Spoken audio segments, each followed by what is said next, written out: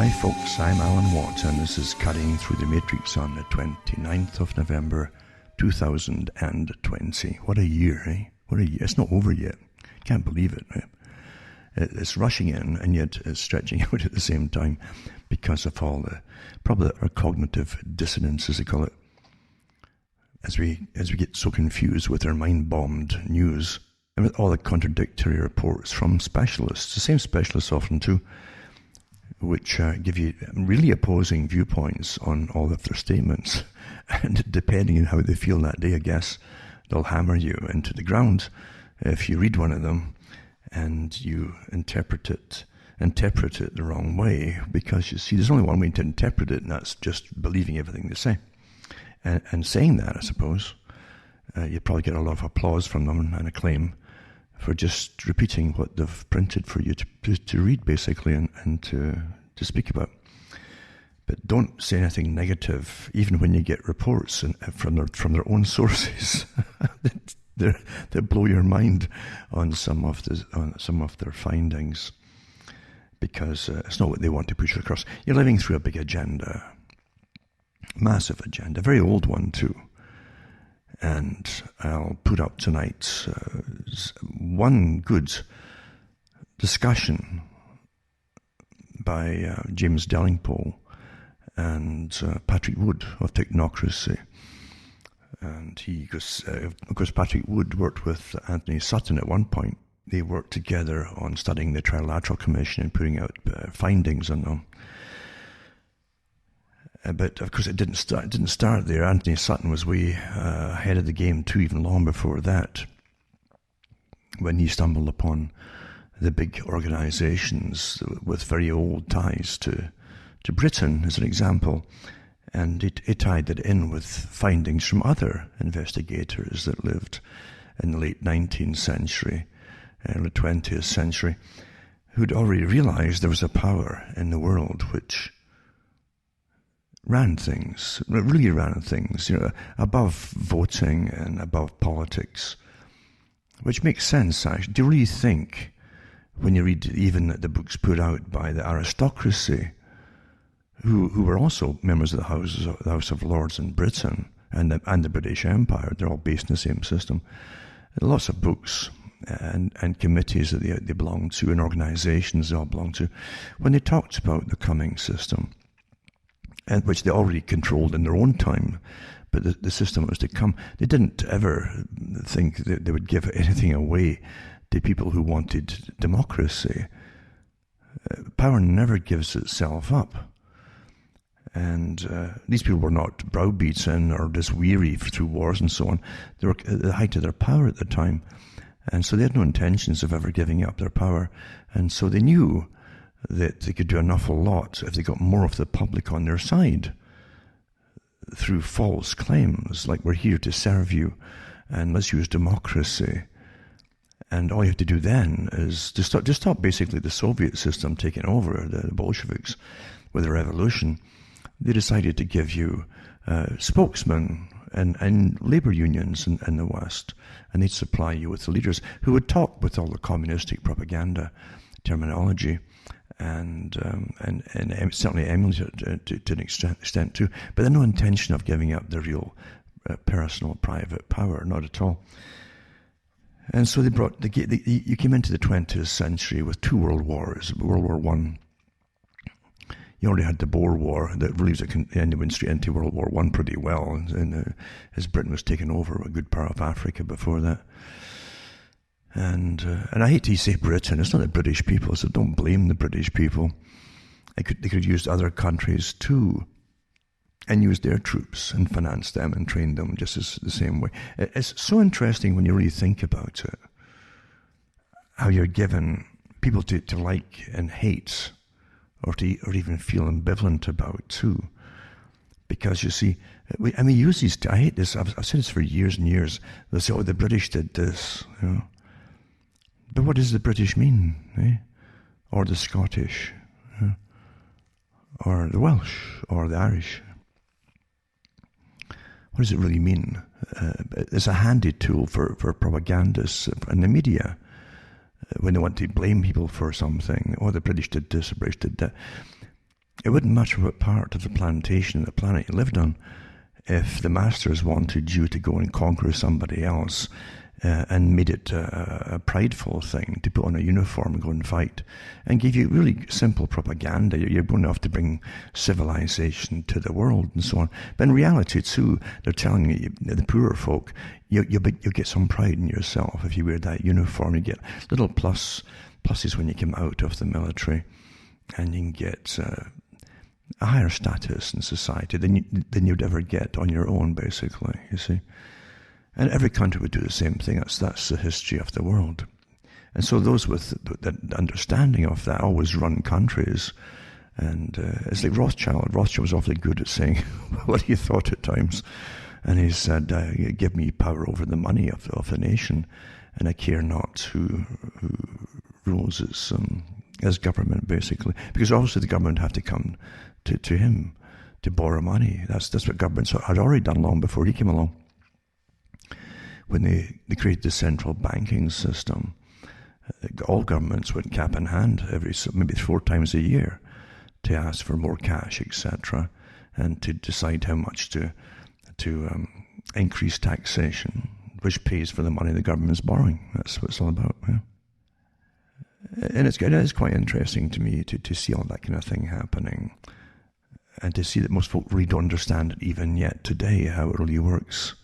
And forget, too, the massive long-term war with the Spartans that changed Sparta. It's like Quigley said, and others have said, too, that wars do more than just create winners and losers. They alter both sides, or all sides of a conflict.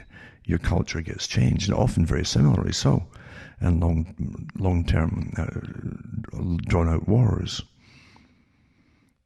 And as I say, Britain went into World War II to fight National Socialism in Germany, and came out as a nationalist socialist country for a while.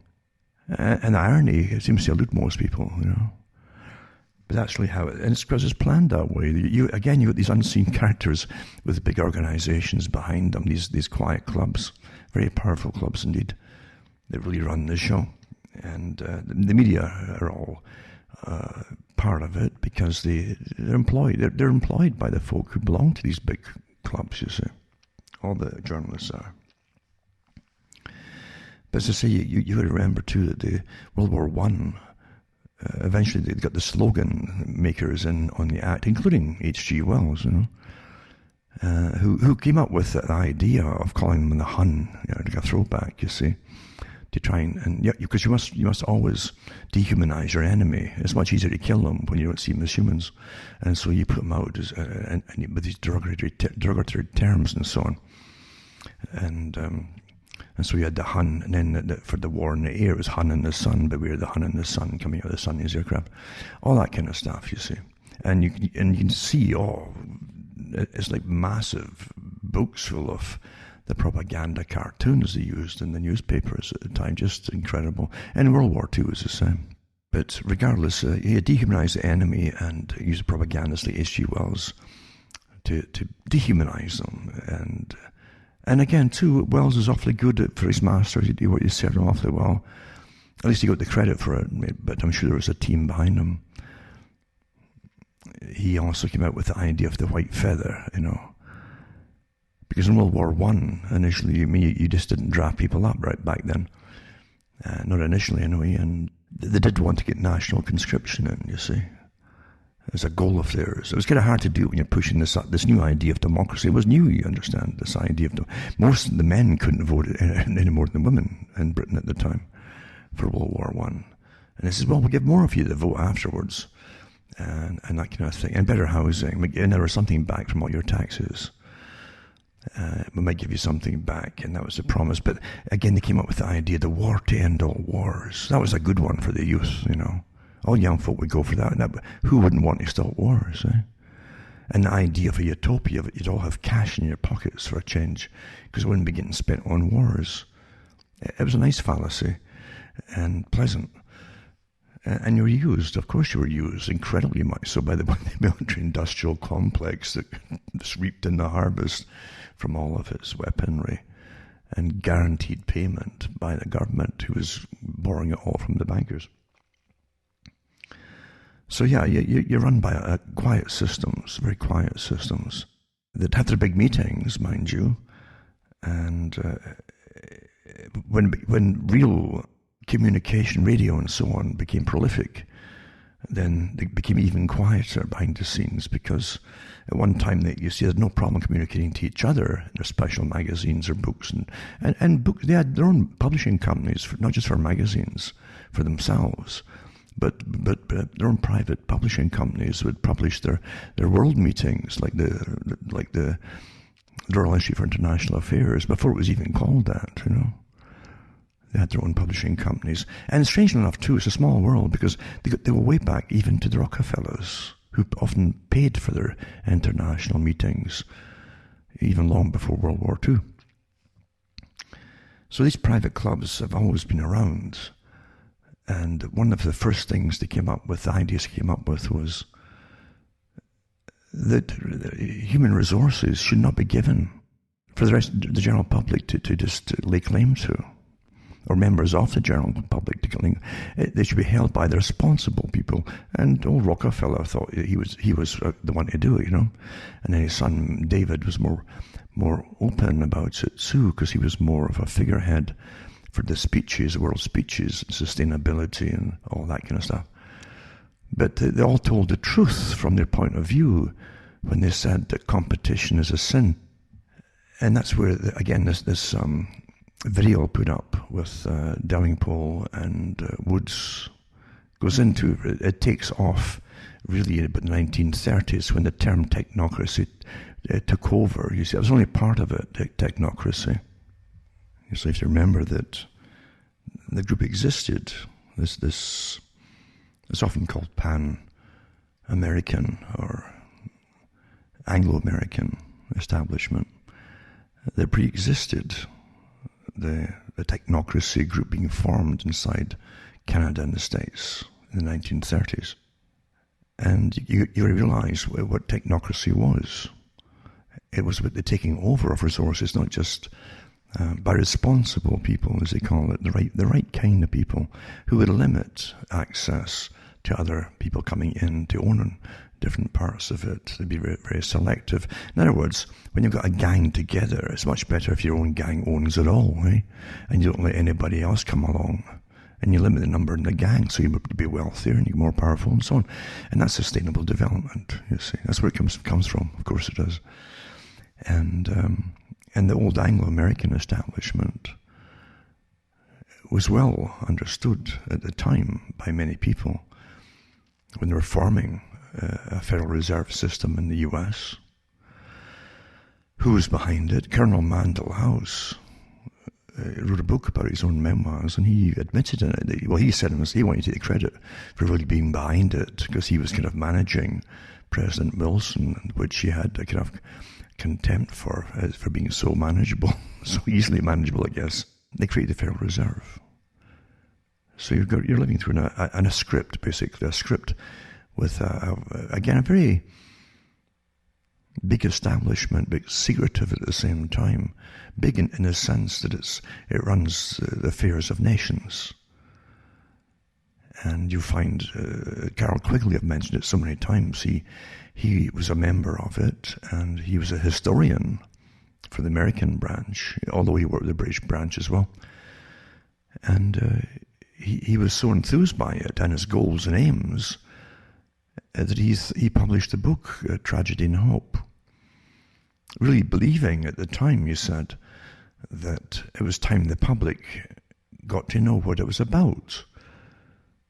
Because these people have, these members, which he was all for, had been responsible for world wars, and they're behind almost all the big changes in history of their day, and back into the 19th century, at least, probably before. But he thought their goals were good, and he said the only complaints he had were the occasional misuse or the techniques they used to achieve some of the goals. That's the only place he ever differed with them. But however, he let so much out of the bag that the publishers confiscated the plates. So they had the plates for printing at the time. And they broke them and told them that no more after the first publication. Or I don't think he had that many sold initially, but luckily enough got out there that because they'd written it all off, that many other publishers grabbed the original one and republished them. You can get copies anywhere, and I've checked some of them, and with the original, and as far as I can see, they're the same. So you can get them really cheap if you want to go through it. But he let a lot out the bag of the fact that they'd been behind the movements to take over South Africa and different places. He went into some of the history of Cecil Rhodes in another book that he wrote. And Cecil Rhodes and Lord Rothschild, by the way, that formed the Rhodes Society and Rhodes Foundation, and took over a lot of the gold mines in Africa, and diamond mines as well. Because again, getting back to what they do, monopoly men isn't monopoly money that they use. They are monopolizers. They take over resources. And the first thing you do for resources is to take over the wealth of a nation. What gives them the wealth? Raw resources, what is it? Take it over, snuff out the competition by every way you can, because it's war. They see it as war, you see. And it's quite easy to do that when you've trained yourself to believe you're doing it for the better, for the good of all, the greater good, by taking the power off other people's hands and putting it in your own pockets. You see, that's how they rationalize it. And they caused world wars. They thought that world wars could achieve change, planned changes that they had in mind for taking over the world's resources. And that's where we are today, basically. And you've been here for a long time. And sure enough, they created the Council on Foreign Relations in America, the Harold Pratt group, put the money up for it, a high member of it. And based on Chatham House rules in England for the Royal Institute of International Affairs, which used to be called simply the Lord Alfred Milner Group and Kindergarten Group, and different names for the same organization. It was so secretive at one point, and it ran the British Empire. It placed its members across the globe in all the high positions as lieutenant governor generals and all that kind of thing. And they would administer businesses and resources and taxation over conquered peoples that they were enlightening, by conquering them and taking the resources and using the British taxpayer to fund it all, railroads and troops and things like that.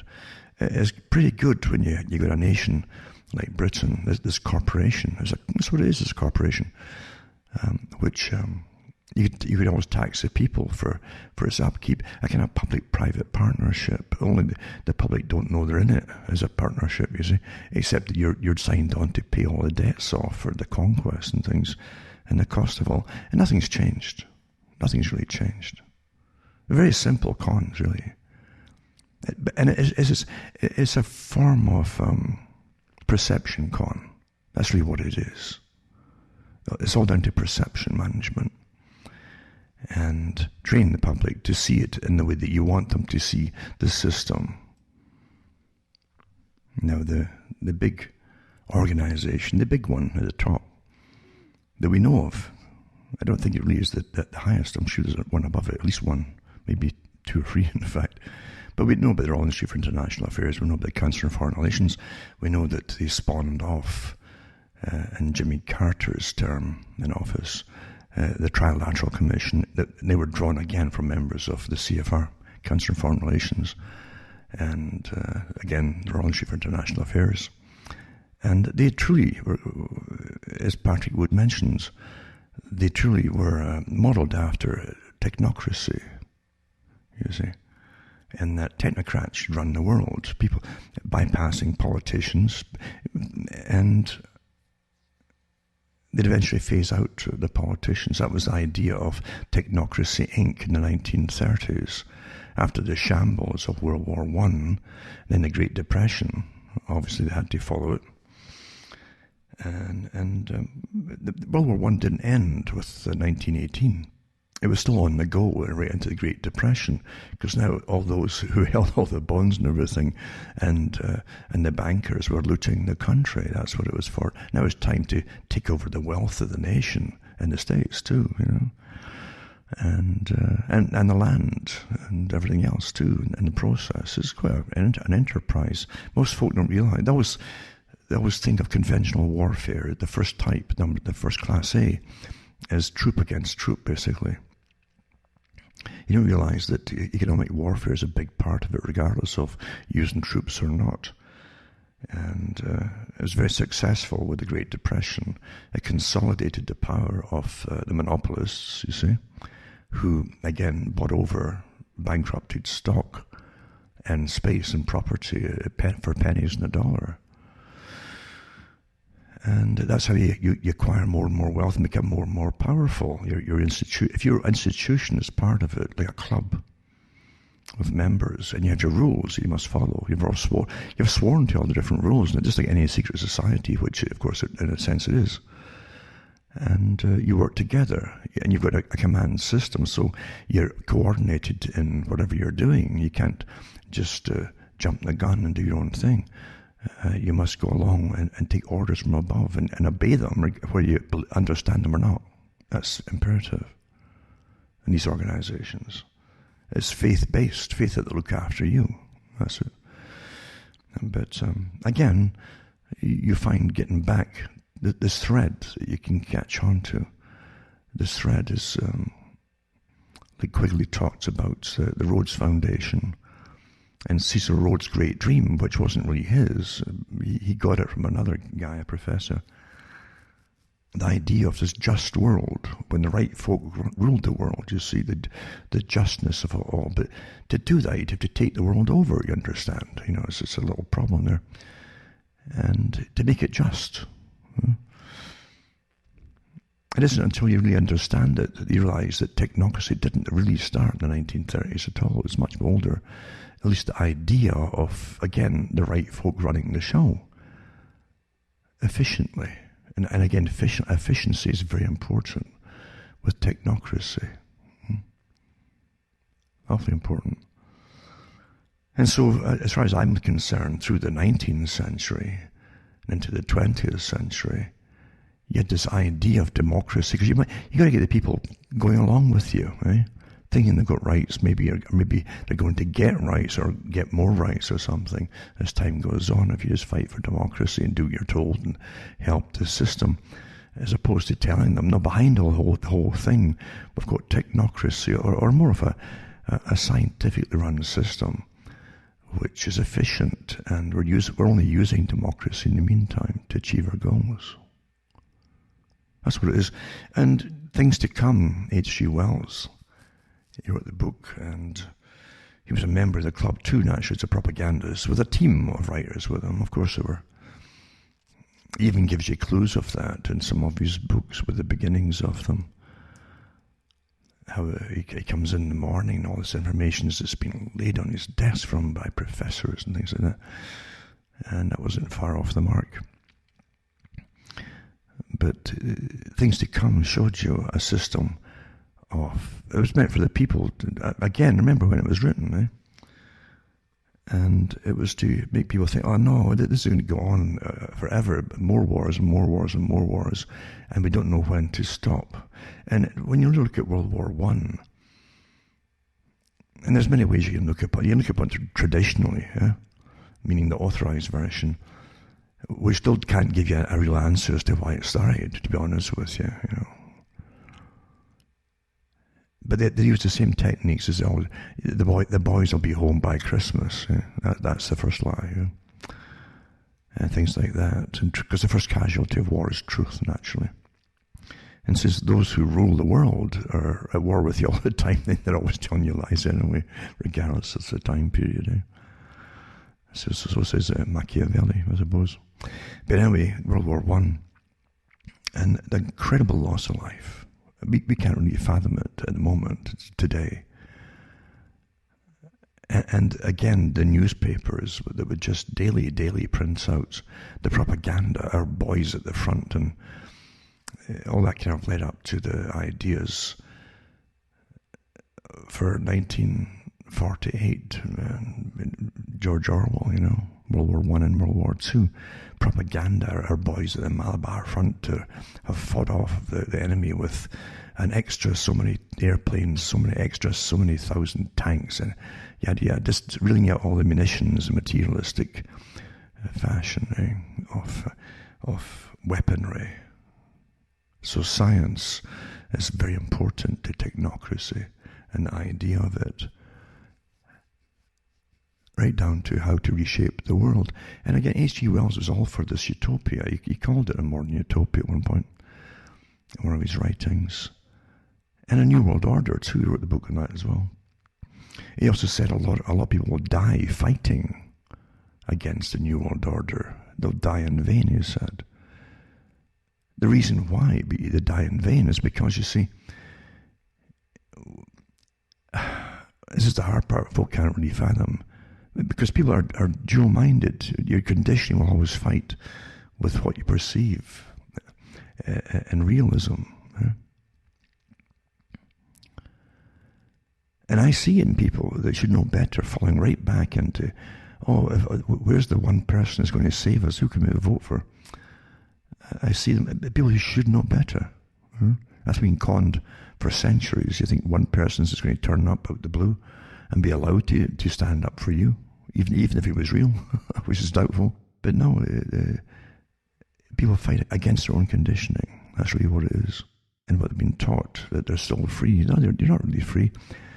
H.G. Wells, as he shows you, tries to get it through your head and things to come, and a modern utopia, and a world order, the New World Order, basically, as he termed it as well. As he said, 1,000 will fight against it, or many will die in vain, basically. Why did he know that? Is this the first kind of struggle for freedom that you couldn't win? What's he telling you here? They'll die in vain. What he's trying to tell you is you've all been conditioned to believe reality by the people who already own you, that have conquered you. And I gave this talk in the late 90s on a radio show.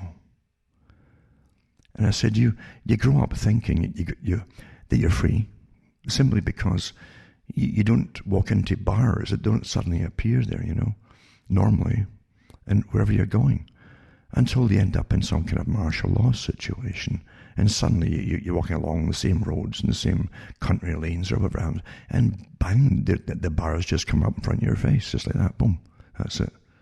You've never seen them before. Because you see, you're allowed a certain amount of freedom to give the perception that you're free. A certain amount.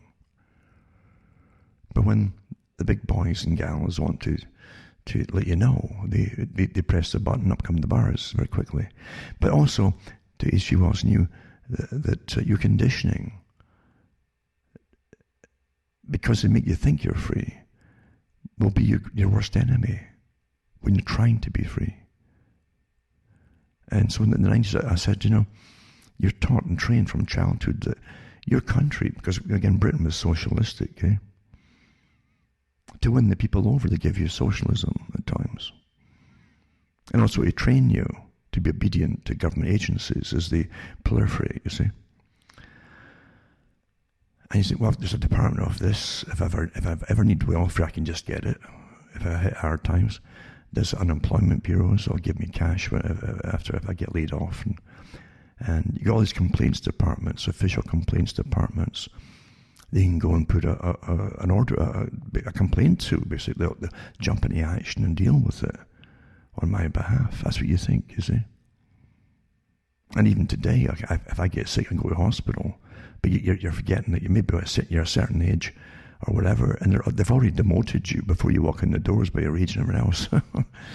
And they're going to even spend money and waste money, your money, mind you. I think they waste it on you and treating you, or just let you die, or even help you die now. What's it do in Canada? So you take a lot for granted until you need it.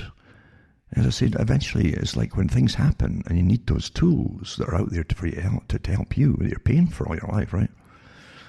It's like, okay, I'll take a pick, like a pickaxe, or a spade or something. Then you go to dig with it, and you find all these tools that they've given you are made of rubber.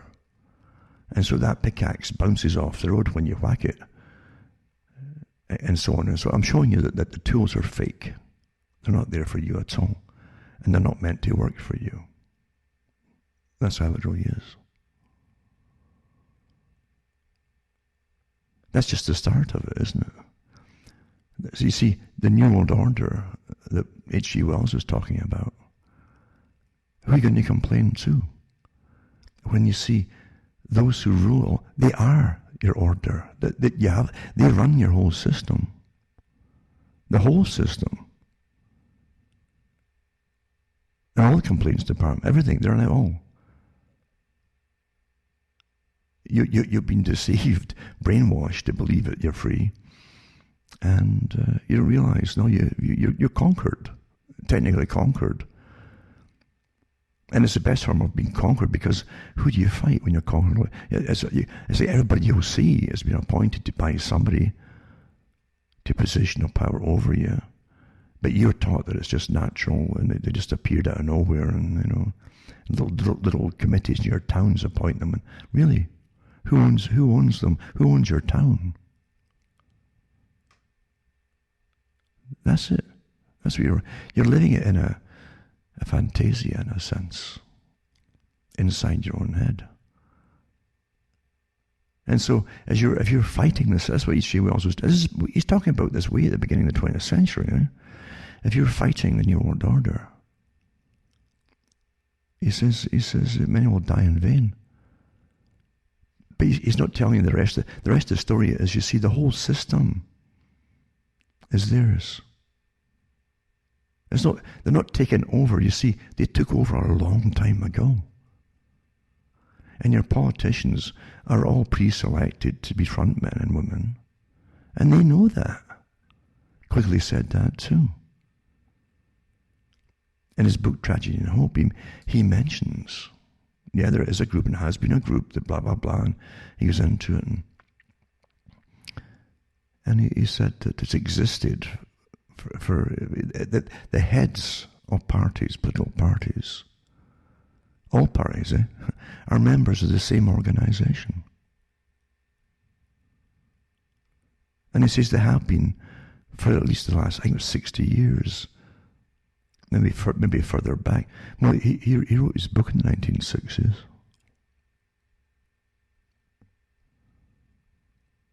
And we know from the British side, it pre-existed that by at least, well, it probably going back into the 1880s maybe. So we're living through a system that is clever enough to give you a fake version of reality so that you just don't collapse mentally. I think, oh, okay, that's okay, and things will get better because we're optimists.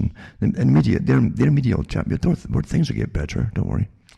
Or the war will end soon, or the economy will take an upturn, it'll be good again, all that stuff that they play you with. But you've had the greatest example in the States this last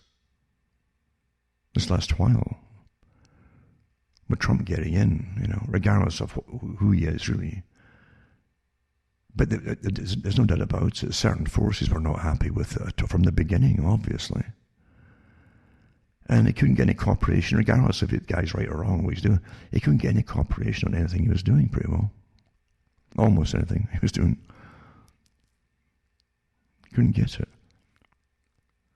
And then we for 2020, we've had this coordinated effort. And I said that months and months and months ago, that I thought that China and the States and the rest of the world had all agreed to come on board with this COVID thing before we even heard of it. They would do the drama. I even mentioned that, how they'd fall down the streets and stuff. Why would China, if they don't want to see anything, you will not see it. It won't get published and put on the net somewhere for you to see.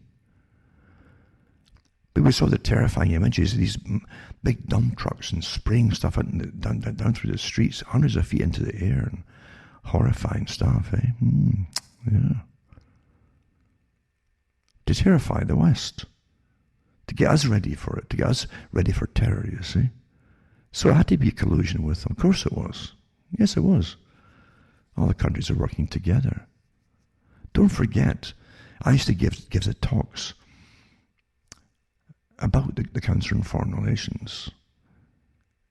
And the bigwigs themselves, who always said in their speeches that China was a model state for the world to emulate. What part of that don't you understand? And people was, well, we're not Chinese, they're communists. And they get tied up with terminology. China is a technocratic state. It was set up by outsiders, more in China. And the first thing they needed was massive cash, and those who could understand and manage cash and debt and credit and the chronology of money.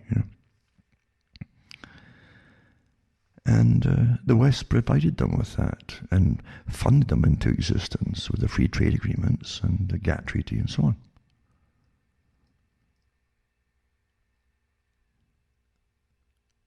It's astonishing. People don't even know it. Even folk who lived through it all don't even know it. That suddenly everything was made in China. Suddenly their factories were going over, getting shipped overseas. Wholesale, the factories dismantled and put over there, some of them. All the tooling, everything. And they were getting paid to do it by your tax money. Your own government, what you think are your governments, they're not yours, did it all and made it happen, made it so, as they say. And they're still paying for it. And millions of folk lost their jobs. I can remember a place in Ontario alone, one of the towns there was a factory town. One factory after another, within a span of 2 or 3 years, went under. Boom, boom, like dominoes. And folk applying for jobs and being there for 2 or 3 weeks, and then that would close. One after the other. They were terrified, these people, families and all, mortgages, the whole thing. All planned that way. By the politicians that signed us all onto it, under the guise of free trade. The group that drafted up all the agreements for free trade came out on television eventually 2005 in Canada as the Council on Foreign Relations. And quite happily told us all that they had drafted up the free trade for the Americas. Nobody votes for these characters, but they're members all through politics and civil service positions. Media, the whole thing. They also proudly boasted that they'd done a similar thing for the European Union. And they had. Small world, isn't it? And the same thing for China, the China deal. And more to come, the Trans-Pacific Partnerships and so on. I've got books that they wrote from 1920s and 30s, where they go through a European Union long before the public heard about anything like that, or a free trade deal, or an economic meeting group, or whatever, as they initially called it in Europe. By the same groups, by their own publications. You're living through a script. And now it's time to go into real efficiency and do away with it. They've used democracy. In fact, they've used your tax money to force this totalitarian system across the planet by helping people. We're here to help you. Now, set up a system just like ours. We'll appoint the people in charge, and we can't let folk just come in and start their own businesses. We'll take over the resources and manage it responsibly. Oh, by the way, there's too many of you, etc. We'll supply the education for that and the facilities to reduce the population and keep it to a lower. I mean, this is how it's done. And the hardest folk to get through to are the more brainwashed folk in the West. Because they really think that they lived in a free society. They still do.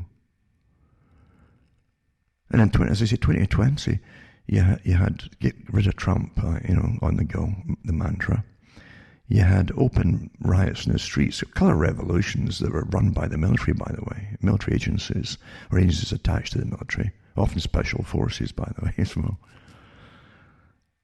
And I really mean that, and they put the leaders, etc., who are all well funded, and the followers are all expendable, they're useful, that's all. So they're burning down streets and so on, and businesses and homes across the US, all in the 1 year, along with COVID. This COVID, suddenly this came out of China, they said, Now Trident and I even came out of there, and yada, yada, yada. And now the whole world has to change because of COVID. And that's happening. People getting locked down, but rioters and protesters are allowed to riot and protest. And the cops stand back and do nothing. And so does the government. That doesn't happen by itself all in the same year, folks. And then you have an election, and you know that with Antifa and Black Lives Matter and the riots and protests and all the rest of it, and the burnings and lootings, that more folks swung that would never have swung even to Trump, way more, because they didn't want a communist. What they saw or perceived as a communist uprising, that's what they thought it was, taking over. So they weren't going to vote for liberal or left wing. No way. So it doesn't matter that everything's fudged, all the voting things are fudged. Didn't matter to us, and it never will, because the establishment at the top want it this way. The same establishment that was there before want it this way. Of course it is. It's managed. The deep state, the CIA, alternate parallel government, call it what you want. Again, the CFR group, who call themselves the establishment, by the way, because they're put into all prominent positions. But folk want to believe that suddenly, it's just a little hiccup in time. That's what we're noticing on the graph here. That's our present time, space. It's a little hiccup. We'll go back to, even now, there's nothing going to point to. They've all said the opposite. You're not going into any kind of normalcy, old normalcy again. Things will never be the same again, says Fauci back in March. How would he know? Because he belongs to the same CIA club. And his position that manages bacterial and viral warfare and so on, of course it is.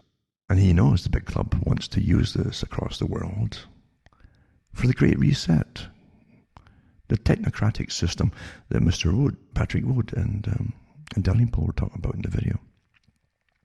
But it's the same system as I say that meant it was on the go long before the trilaterals came along in Carter's time, Jimmy Carter. Now technocrats can be put into any position in advance. They're all sworn allegiance to a club that selected them to even go into politics in the first place. Guaranteed to get put in, by the way, as prime ministers and deputy prime ministers and governors, etc., across the world. And the British Empire is a good example. It's corporation. It's a good example because New Zealand and Australia and a part of India too, but they're also having riots in India. They're trying to keep that out in the media too. But folk are fighting back for sure. But Australia and New Zealand, you can see all their leaders suddenly, these democratic leaders suddenly are all complete stern technocrats. We can't have freedom and democracy during this period, so it's gone, it's banished, and it's emergency powers, which is martial law, and do what you're told, and so on. Right? But they're all members of the club. That's how they were selected long ago. If you ever look at how people look at the resumes of folk who end up in politics, they generally are of the same ilk. The men and women, they don't want to work for a living. I mean work, really work.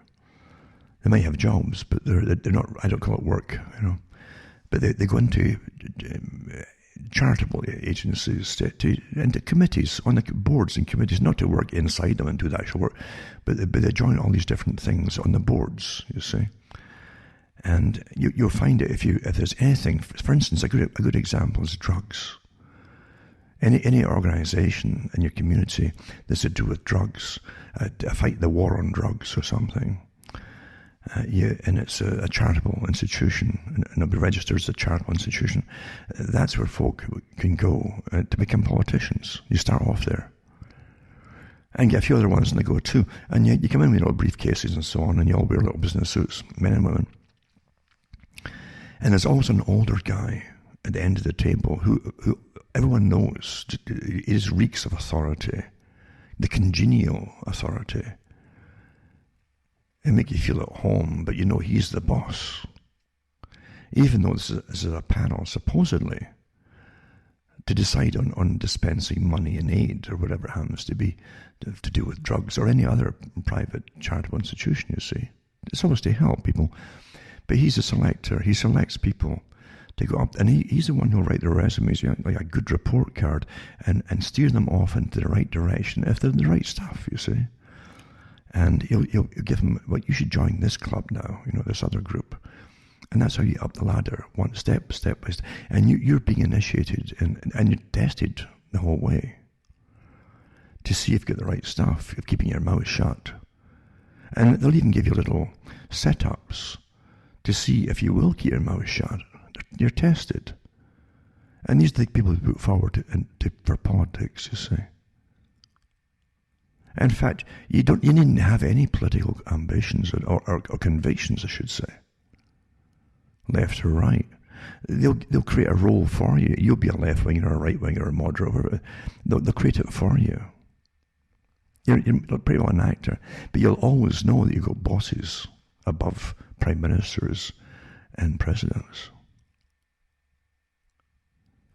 And when the word's given, you'll all swing in and say exactly the same things at the right time. And at the same time, like total lockdown, etc. That's how it's done. And they've all sworn to obey. All of them. You can look at the media, for goodness sake. With the same phrases. Why have 500 different TV channels across the States or more, I don't know they've got, where they all say the same things, the same statements, same line for line, everything, verbatim, on the same topics, which proves there's no independence in any of them.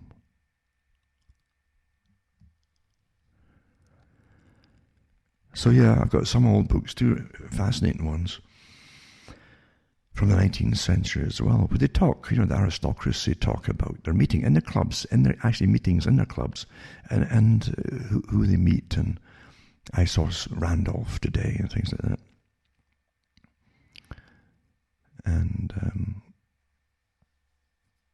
And Winston, young Winston, and all that kind of stuff, and at the club, and we're just sitting having their little drinks and cigars, as Zeppelin bombers, the old Zeppelins, World War I, were dropping the occasional bomb and chatting about things like that. It's quite fascinating to get into the mind, and the fact that Winston, in one of the books, commented on this ridiculous phantasm of a thing called democracy they kept pushing in Britain at the time during World War. And it's true, they were pushing it. We'll get rights if you go off and fight and die for the corporation, we'll give you, which is really a hand of getting rights once you're dead. Then you'll get rights afterwards, and so on. That's the reality of it. That's how things really were. And still are, to a good extent, too. But again, getting back to the point of it, this is not a new thing. It's just the later phases that call it technocracy. And technocracy, with Jimmy Carter, promoting them all, mainly most of them actually in his cabinet or his office, were technocrats for the first time. We see it now. They appoint them to run countries now. When Prime Minister or something collapses, like Italy or France or somewhere, or Spain, they'll occasionally appoint a technocrat. They actually say it in the papers, a technocrat from their central bank, and put him in as Prime Minister. And I mean, not unelected, you see. That's technocracy at work. That happened a few years ago. But most folk, again, they still go back to falling in for the voting. This is our man or woman. This person speaks for me. There you go. But say, all you've had really in the last 4 years in the States and the world has had was a bit of a breather, a temporary respite, which was abused and misused because most folk couldn't see what was coming. In fact, they missed the point of it. The one thing that perhaps Trump did, at least say, I don't know if he did an awful lot, but he pulled the US out of the Paris Accord with the climate change stuff, which was the whole agenda for sustainability under the guise of using the climate. You see? Now they're using COVID for the Great Reset. But sustainability was always the idea. Too many folk causing problems, and we've got to start culling the population and bringing it down, and etc., you see. And totally coupled, of course, with technocracy, which was energy units. And you're a human being, you're an energy unit, you consume energy too.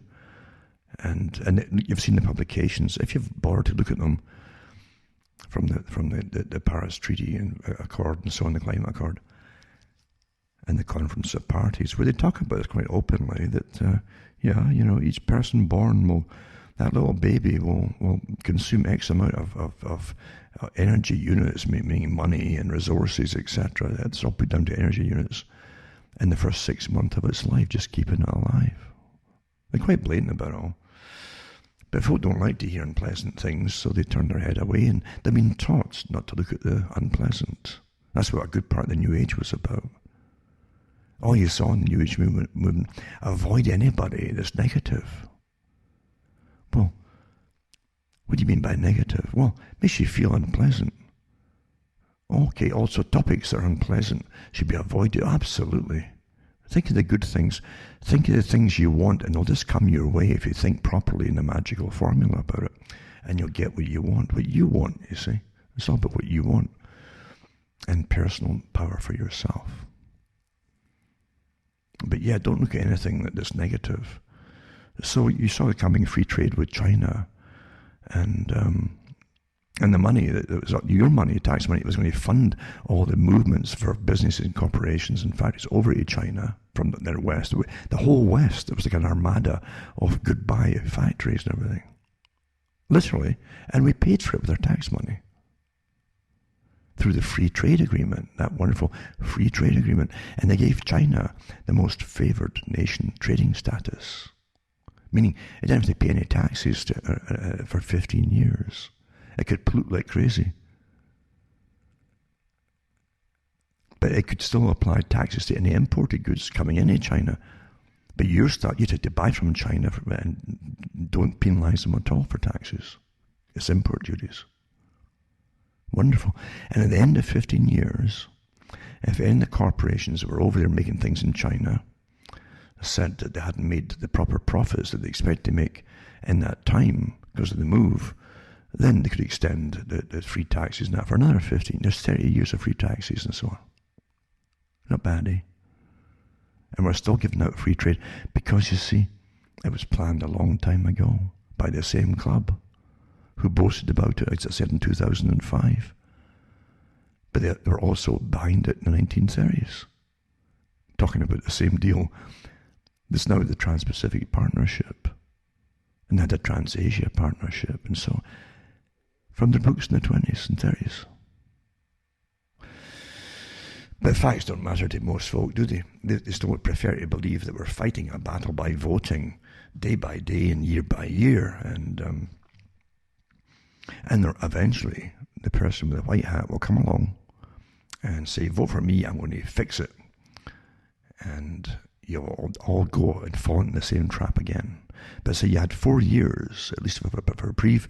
Trump knew that, and I read the articles even before Trump got in, that Canada and the States, state by state, and to the provinces had done combined agreements on implementing all the free trade measures regardless of national interest and national policy. We've been doing it all along, you see. Implementing all the climate change agreements, whether you went to the meetings or not. Because they're appointed all the same. That's what I'm saying. This monster of an organization already has placed all of its people in the right positions of power. Always has, you see. They're all selected, pre-selected, as Quigley said. Just like all the ministers for health in all the Western countries, in Australia, they're all members of the same club with the WHO, etc. Some of them even are still board members of the WHO. Could have dual interest. Well, I don't vote for the WHO either. Do you?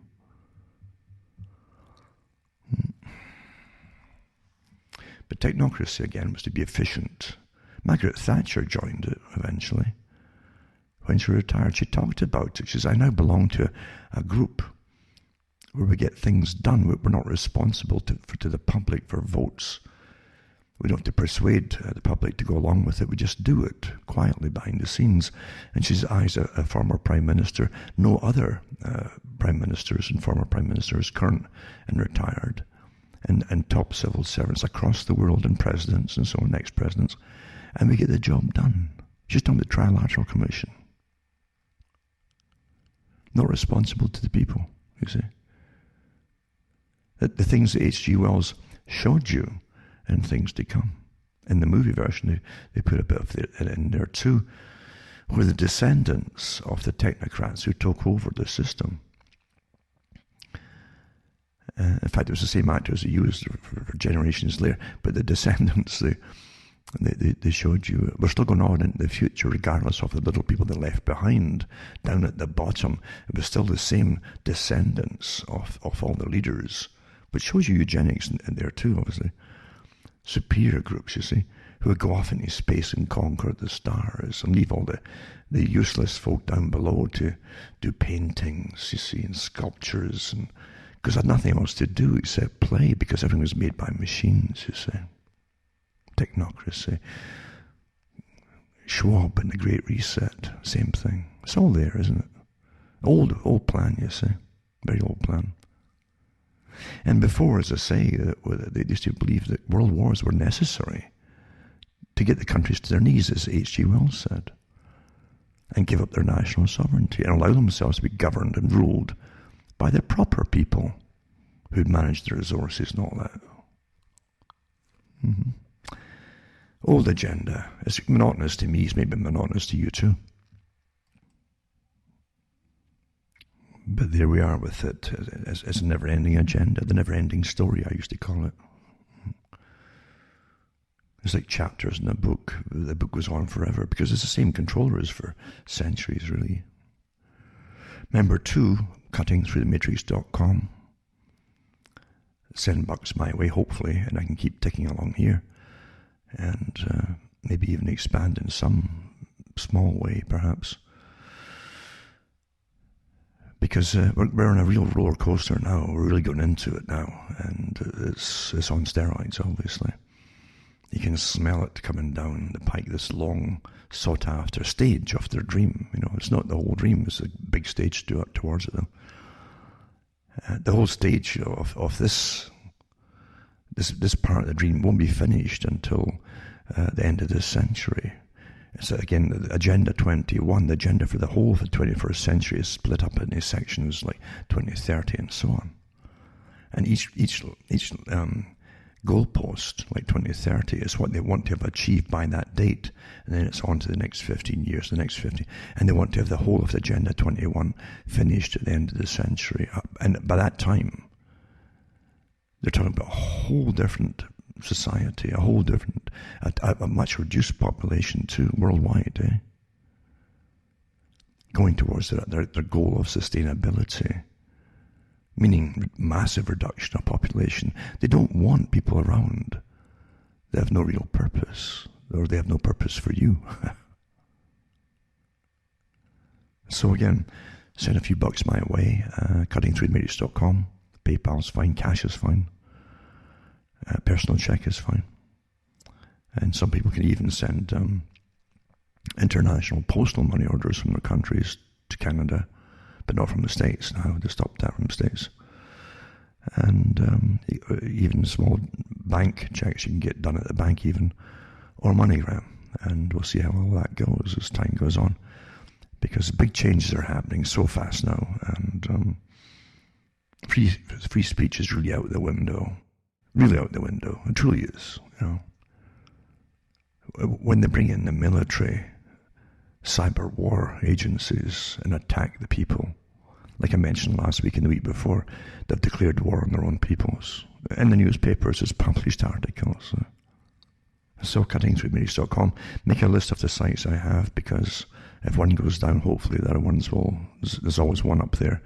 If you don't hear me on the Sunday night, Monday morning, then try the other sites. Make a list of them for your own benefit, because we're truly going through momentous times in history.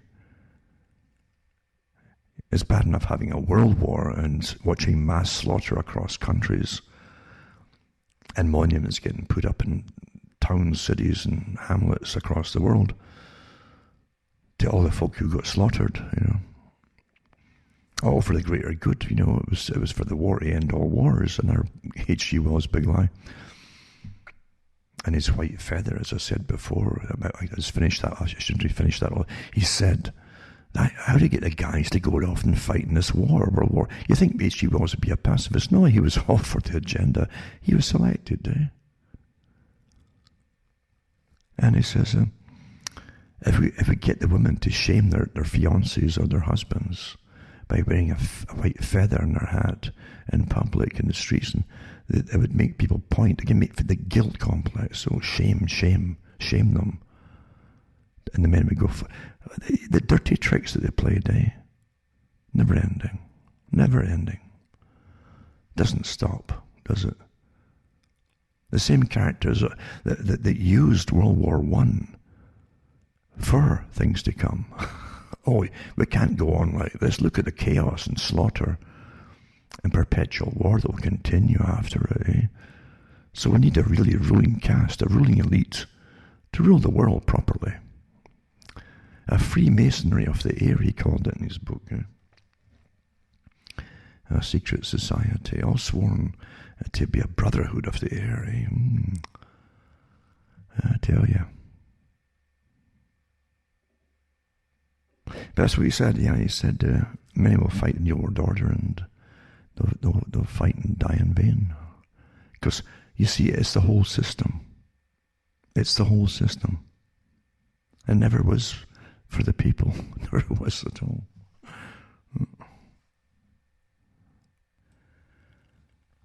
Our indoctrinated version of history, the authorized versions, would make you think the world's always fighting itself through different factions, just fighting and wanting to dominate and so on.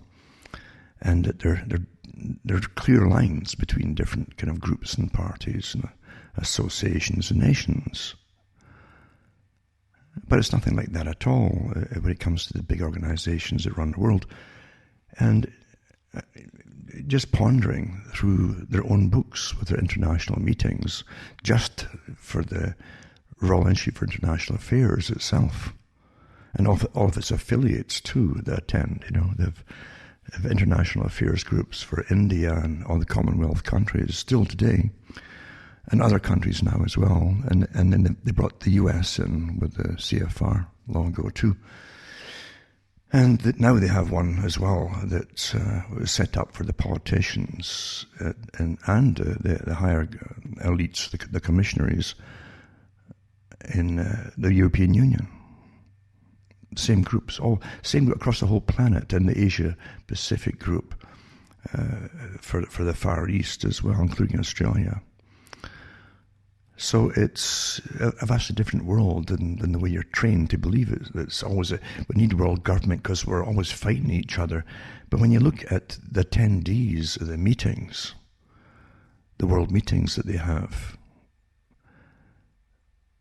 for the Royal Institute for International Affairs in the 1930s as an example,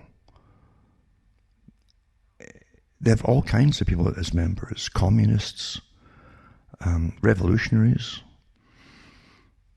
the members in Southern Ireland who were revolutionaries too, full members. In those meetings in the 1930s, they already had chapters on free trade with most favoured nation trading status categories in them. Same organisation that all the way down through the 1960s, 70s and 80s brought you the European Union and brought you the free trade agreements for the Americas and for NAFTA, now the USMCA, they call it now. Same agreement, really. Same group behind it all.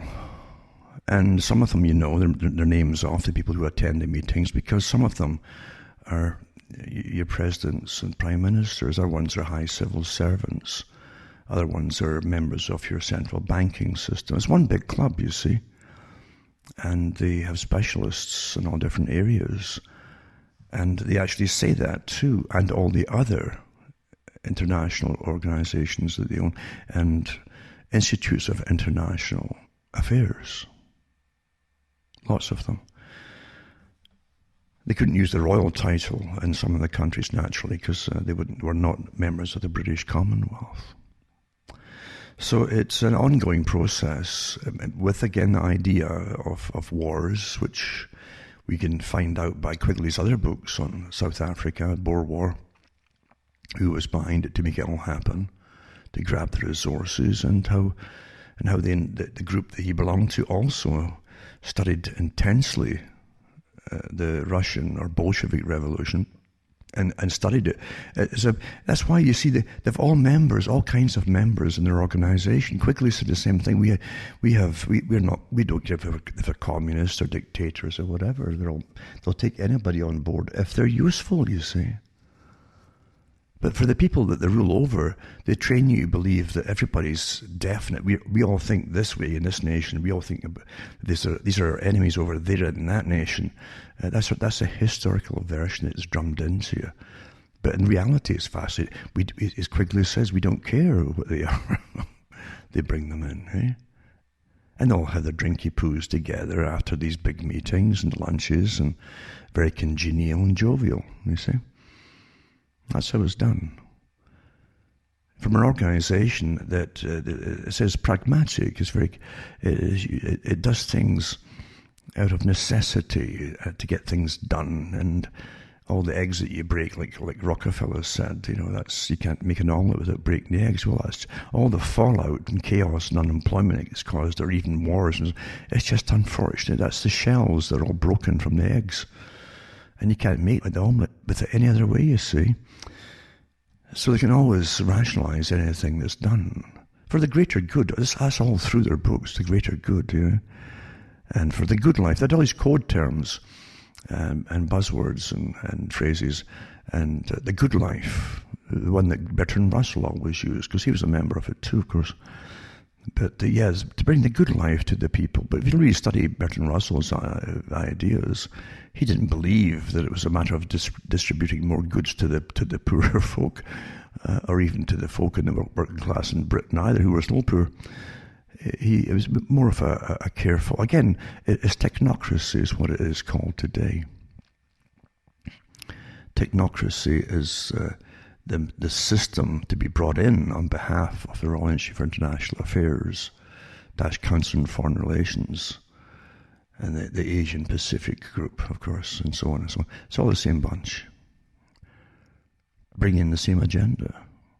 And of course, the proper people will decide how you distribute the goods and redistribute the wealth of the general public. We're doing that already through the whole exercise of COVID, because obviously with all this fake money being fakely created by the fake bankers. How can you be a real banker if there's no real tangible thing to point to? You're not transferring gold or silver across bank to bank and so on. It's all blips and computer screens. It's created on the spot, basically. So you don't really need a banker who really carefully, meticulously looks at debts and profits and so on, if it's not backed by anything. But it's a matter of control. There's no doubt about that. It's a better form of control management of the general populace, because it decides, even in population control, if you make it almost impossible to afford children, then fewer folk will have children. Or if the ones that do have it, they haven't got the cash and they're not getting subsidized to have the child and take care of the child, then the child's probably going to get sick and die. Maybe the parents will die as well because they can't afford the proper nutrition, etc., or heat in the winter and all these things. This is stuff that Malthus talked about, and other ones after him too talked about, and all the top economists that belong to the group I'm talking about now have often brought up that there's many ways to control population, economic factors being one of them. So we're going through a long-term agenda, and of course is now married with technocracy, which is the technocrats, basically, the technocrat system, using technology to manage the general population on a global scale. You find it written in a lot of non-fiction books and fiction as well. It's through all the movies. There are lots of the movies that you watch in the sci-fi movies. It's all these little predictive programming type implants you get put into your mind through watching them. Well, yeah, it starts off as a possibility, then you start to see it becomes a reality, and then eventually it's pushed as a necessity for your own good and for the safety and for anti-terrorism reasons. You've all got to get chipped, or at the very least monitored on every move that you make using your cell phone or whatever it happens to be at the time. But the fact is, you're always programmed for what's to come. And a lot of folk like it, especially if you're brought up with watching the sci-fis and believing it, and they want to say, "Wow, that's fantastic! It's a great. I wouldn't mind living in a world like that." And of course, you don't realize you're getting programmed to do something similar, but not quite the same. It won't be a wonderful utopia, that's for sure. But you certainly will be monitored and managed with your social credit score, the same as China. China it's the model state we've all to copy. I've got articles going back from the 1970s, before they really built up China by using our money and creating the modern China, talking about this could be a model state, because the people are so obedient in China, you see, and they're more used to dictatorial feudal systems of management, feudalism and socialism too. Ancient China tried all kinds of government systems to manage the people, and meticulously studied it all, of course, and its efficacy, etc., to compare them all. And today you have the outcome of it all. And again, you've got the leaders of the world today, the communist leaders, again, all members of the same international club. They don't discriminate on your point of view. If you're handy and you believe in totalitarianism, then they'll bring you in. And for democratic countries, they'll give you kind faces that say things in a much more pleasant way, but want the same thing, you see. They want international duty. You have an international duty to your fellow man and woman. And you'll be trained to have that. That's like China. That's what China's based on, you see. So that's why you're going to copy China. And you'll all be happy doing it. And you'll live with a lot less, like Klaus Schwab said, Mr. Schwab. And who appointed him? Like the same club, basically, a different branch, you see. Specialized branch. That's what it is. Yeah. He speaks for the moneyed interests that manage the world, because it's a big part of the Royal Institute for International Affairs. Don't forget, the Royal Institute for International Affairs came out of the Rhodes Foundation with Cecil Rhodes and Lord Rothschild, and then merged with the Lord Alfred Milner Group that also was getting funded by the same financiers in the British Empire. to create the Royal Institute for International Affairs. Long-term planning, eh? And when you really have these massive committees with massive think tanks that work 24 hours a day at times, and literally I've used generations of people hiring and retiring and hiring and retiring. They always achieve their goals. Why can't they? Because you see, no ordinary middle-class businessman could imagine, oh, I'll still be working down the way through my work. This company here will be going full steam ahead in 200 years' time. You couldn't imagine that. But with private foundations, you see, with all that money and their incredible vested interests and all the monopoly, the monopolization of the world's wealth and resources that they do, and then they sink it in and they call themselves charitable foundations and reinvest it for themselves and pay themselves incredible salaries off it too, mind you, which since they've written up all the laws on it, it's all quite legal. And so, yeah, they can give their workers at the top millions of dollars a year, just like the bankers do too. Yeah, the top ones get paid awfully well.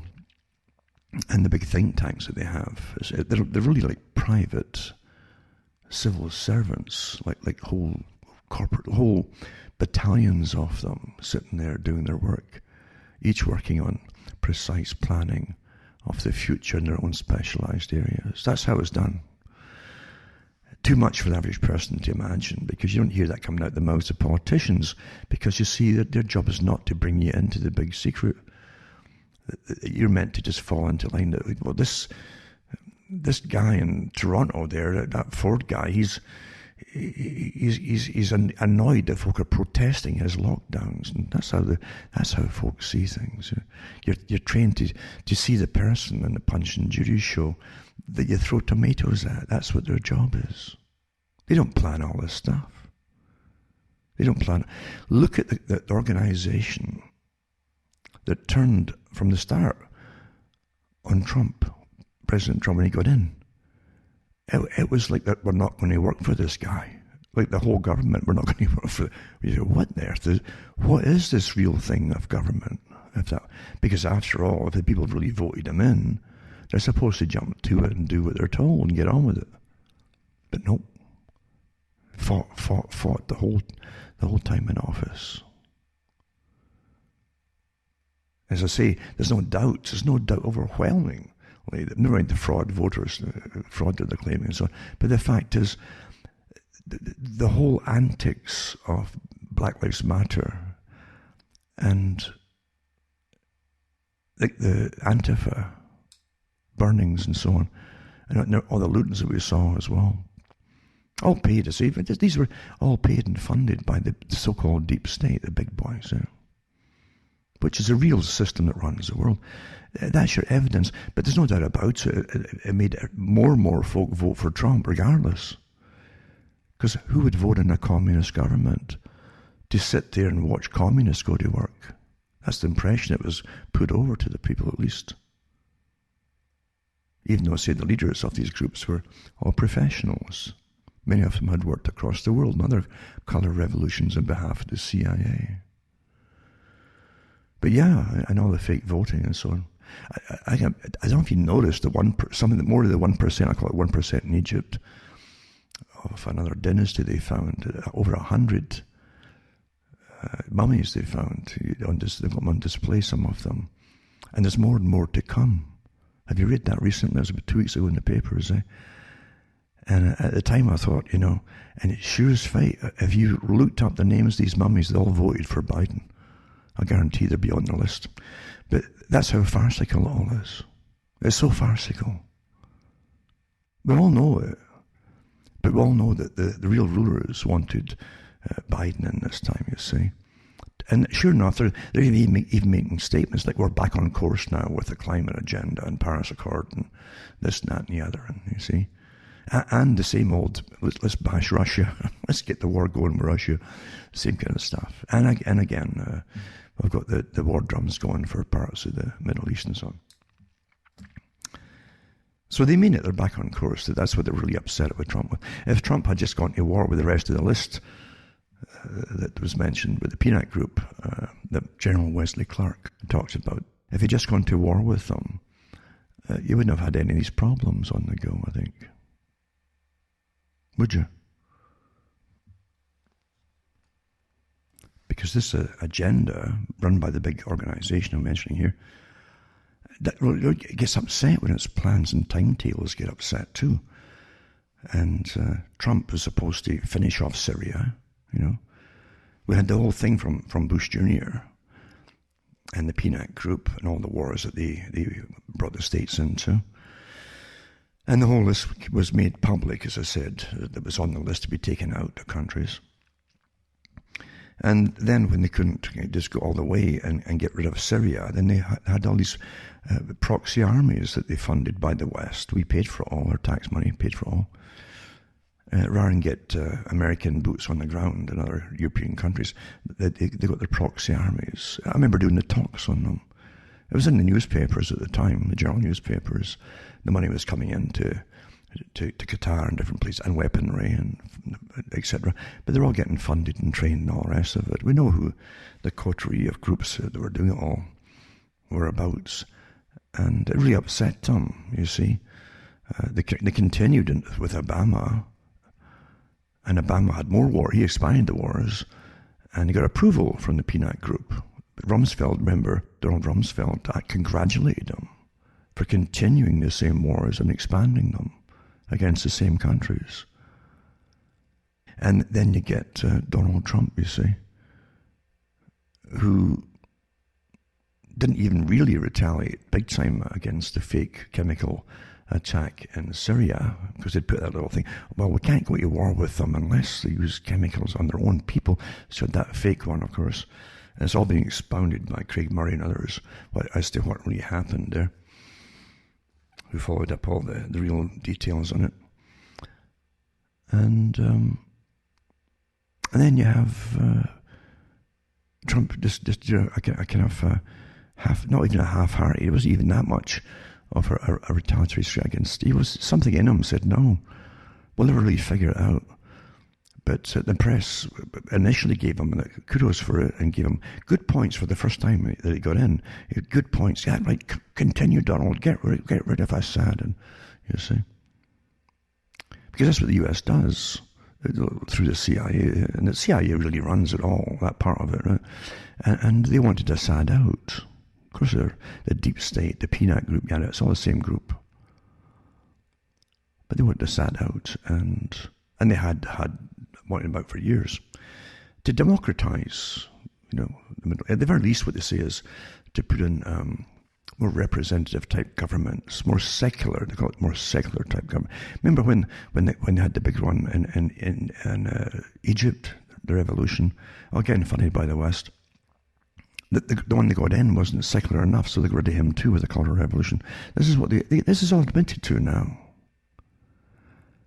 And that's what you just had in the US, was a complete color revolution, following the PSYOP warfare groups, they're special forces, by the way, and the taking over of the whole internet, just using against Canadians and Americans now, and Britain, by their own PSYOP forces. I've read the articles which they've published themselves.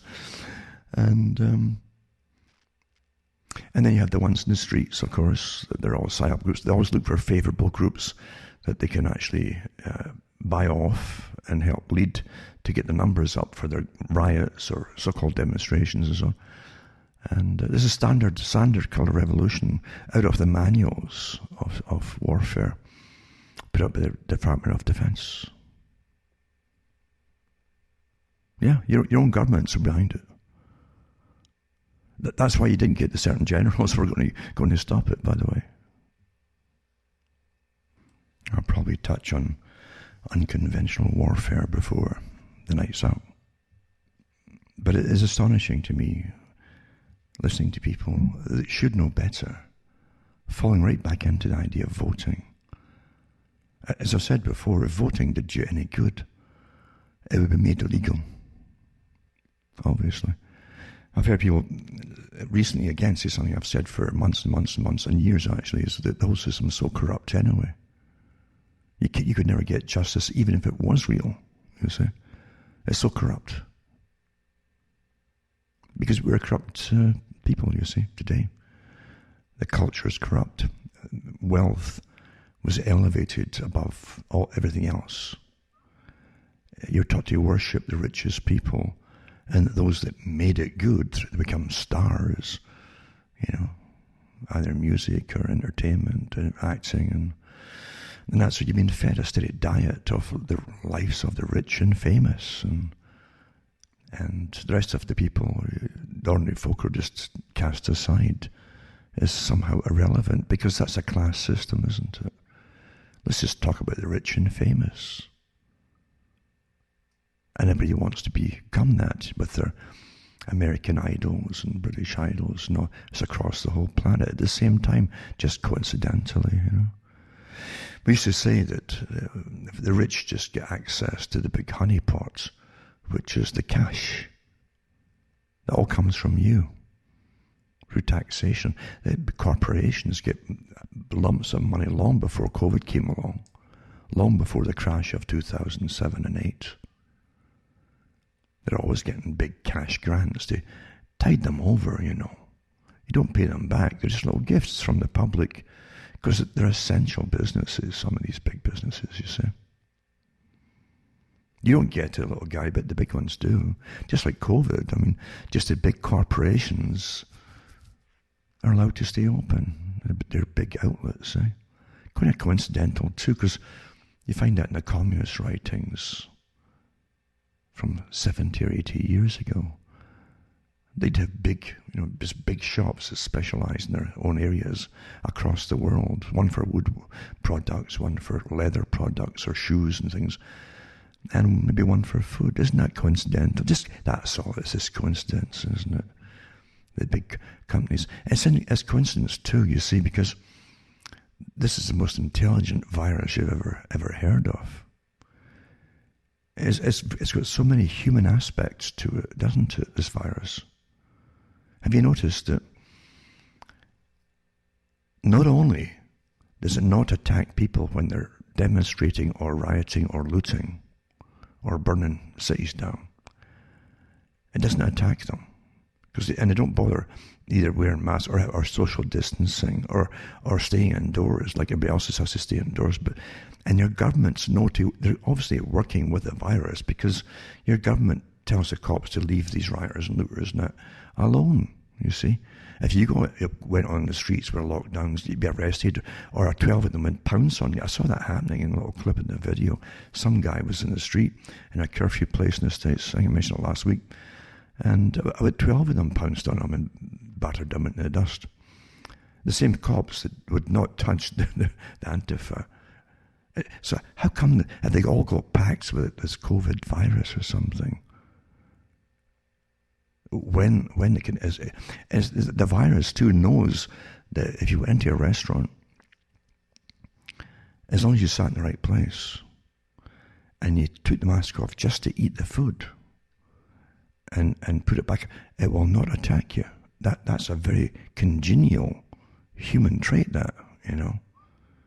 It's got some sympathy for the starving people. You've never seen a virus like this, obviously. And as soon as the riots and certainly are over, this is the government parroting the same mantras, because they're all getting it from the same source worldwide, including the phrases and sentences to use, in fact. Total lockdown again. Oh, it's just rampaging through. But if you get tested every day, you might get a little pass. So you could be out in curfew, maybe, if you have the apps on the phone and all that, and you're a good citizen. You see, you're doing what you're... We're becoming more and more like the Chinese all the time with their social credit system, which is part of it, folks. It was all tested out in China, including the apps for the color coding on your app for your virus. And if you be near someone, it will flash red, and you better turn yourself in, or the cops will pick you up, I tell you. Technocracy. Technical. Technocracy. And so here it all is, and the folk can't really recognize it, but at least we've got a congenial virus that's got some sympathy once in a while, for the human condition, obviously. Yep. And there was some article the other day in the paper.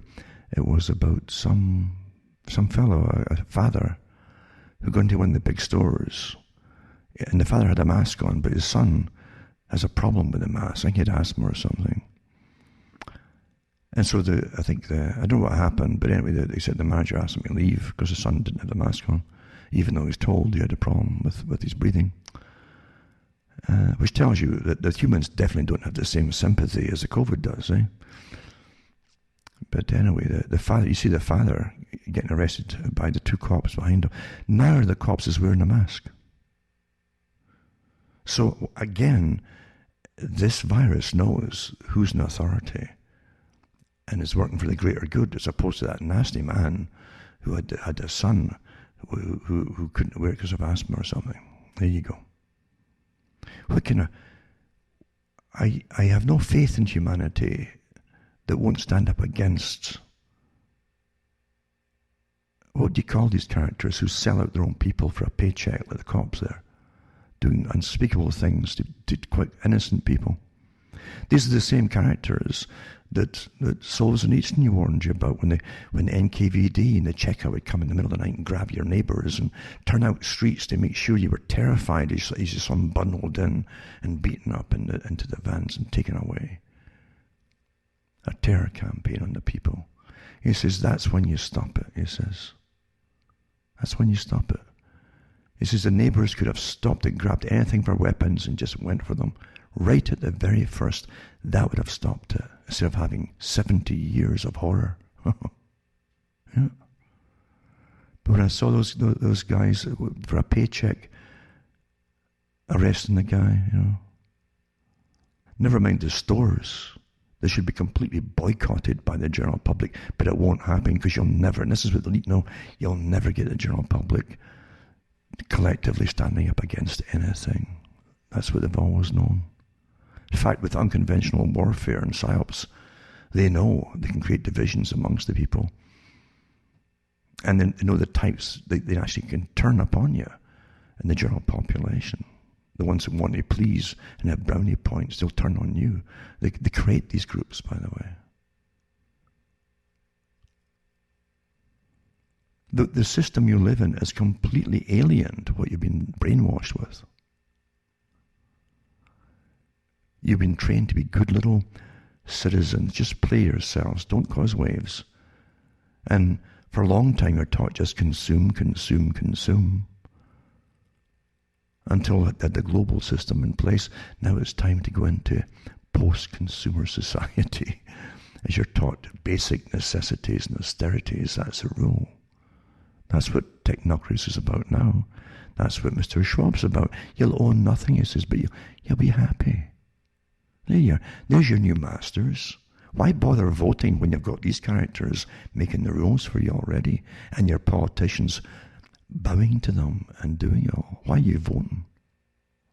Another thing to mention here is all the laws now about speech and what you can say, what you can't say, right down to what you can think now, eh? And this isn't new in Canada. Canada especially we're progressive, you see. And we're all for everything that comes down the pike, all to be nice citizens like China, you see. Social credit systems and scores, and go along, be nice and pleasant. Once again, don't talk about negative things. Talk about nice, pleasant things. And be good. We'll tell you what good is, and if you can get little tick marks for all the good points, then you'll be a good citizen, you see. But Canada has had these speech laws and hate laws since about the 90s, I think late 90s. And they enforce them all here in Canada. Right? And it starts off with something, most people say, oh, well, maybe that's okay. But then, as I say, every law that goes in the books is meant and designed to be expanded to get to its real goals. And now you're seeing them all today. You can't even... Well, Fauci said it, and others have said it too. Don't question the science. Little peasant, don't question the science. Just obey. Just obey. Yeah, leave it to the experts. Again, technocracy, you see. Doesn't matter. And again, years in the future, they'll say, well, you see, here's what happened. And they'll give you their version of how we all came into this global society of post-consumerist society, austerity society. And they'll say then that, yeah, the leaders had to use noble lies to get the public to comply and go along with it, because they'd never done it otherwise, you see. That's how they do it, you know. I should admit that once in a while, but the noble lies after the fact. But in the meantime, yeah, they lie away and tell you that you're wrong for noticing it, or you're bad for speaking about it. Did you notice that awful lie they said there? Even when you're reading their own articles from the authorities, the authorized scientific authorities, and so many of their own ones have been pulled now. Because they say we've been misinterpreting what they're saying, even though it's quite plain what they've been saying. That's the reason they pulled it, because it doesn't go along with the flow of the agenda. Yeah.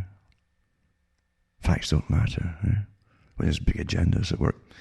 But as I say, there's a war on the go, and so many countries have got all these laws in place, and starting with hate laws.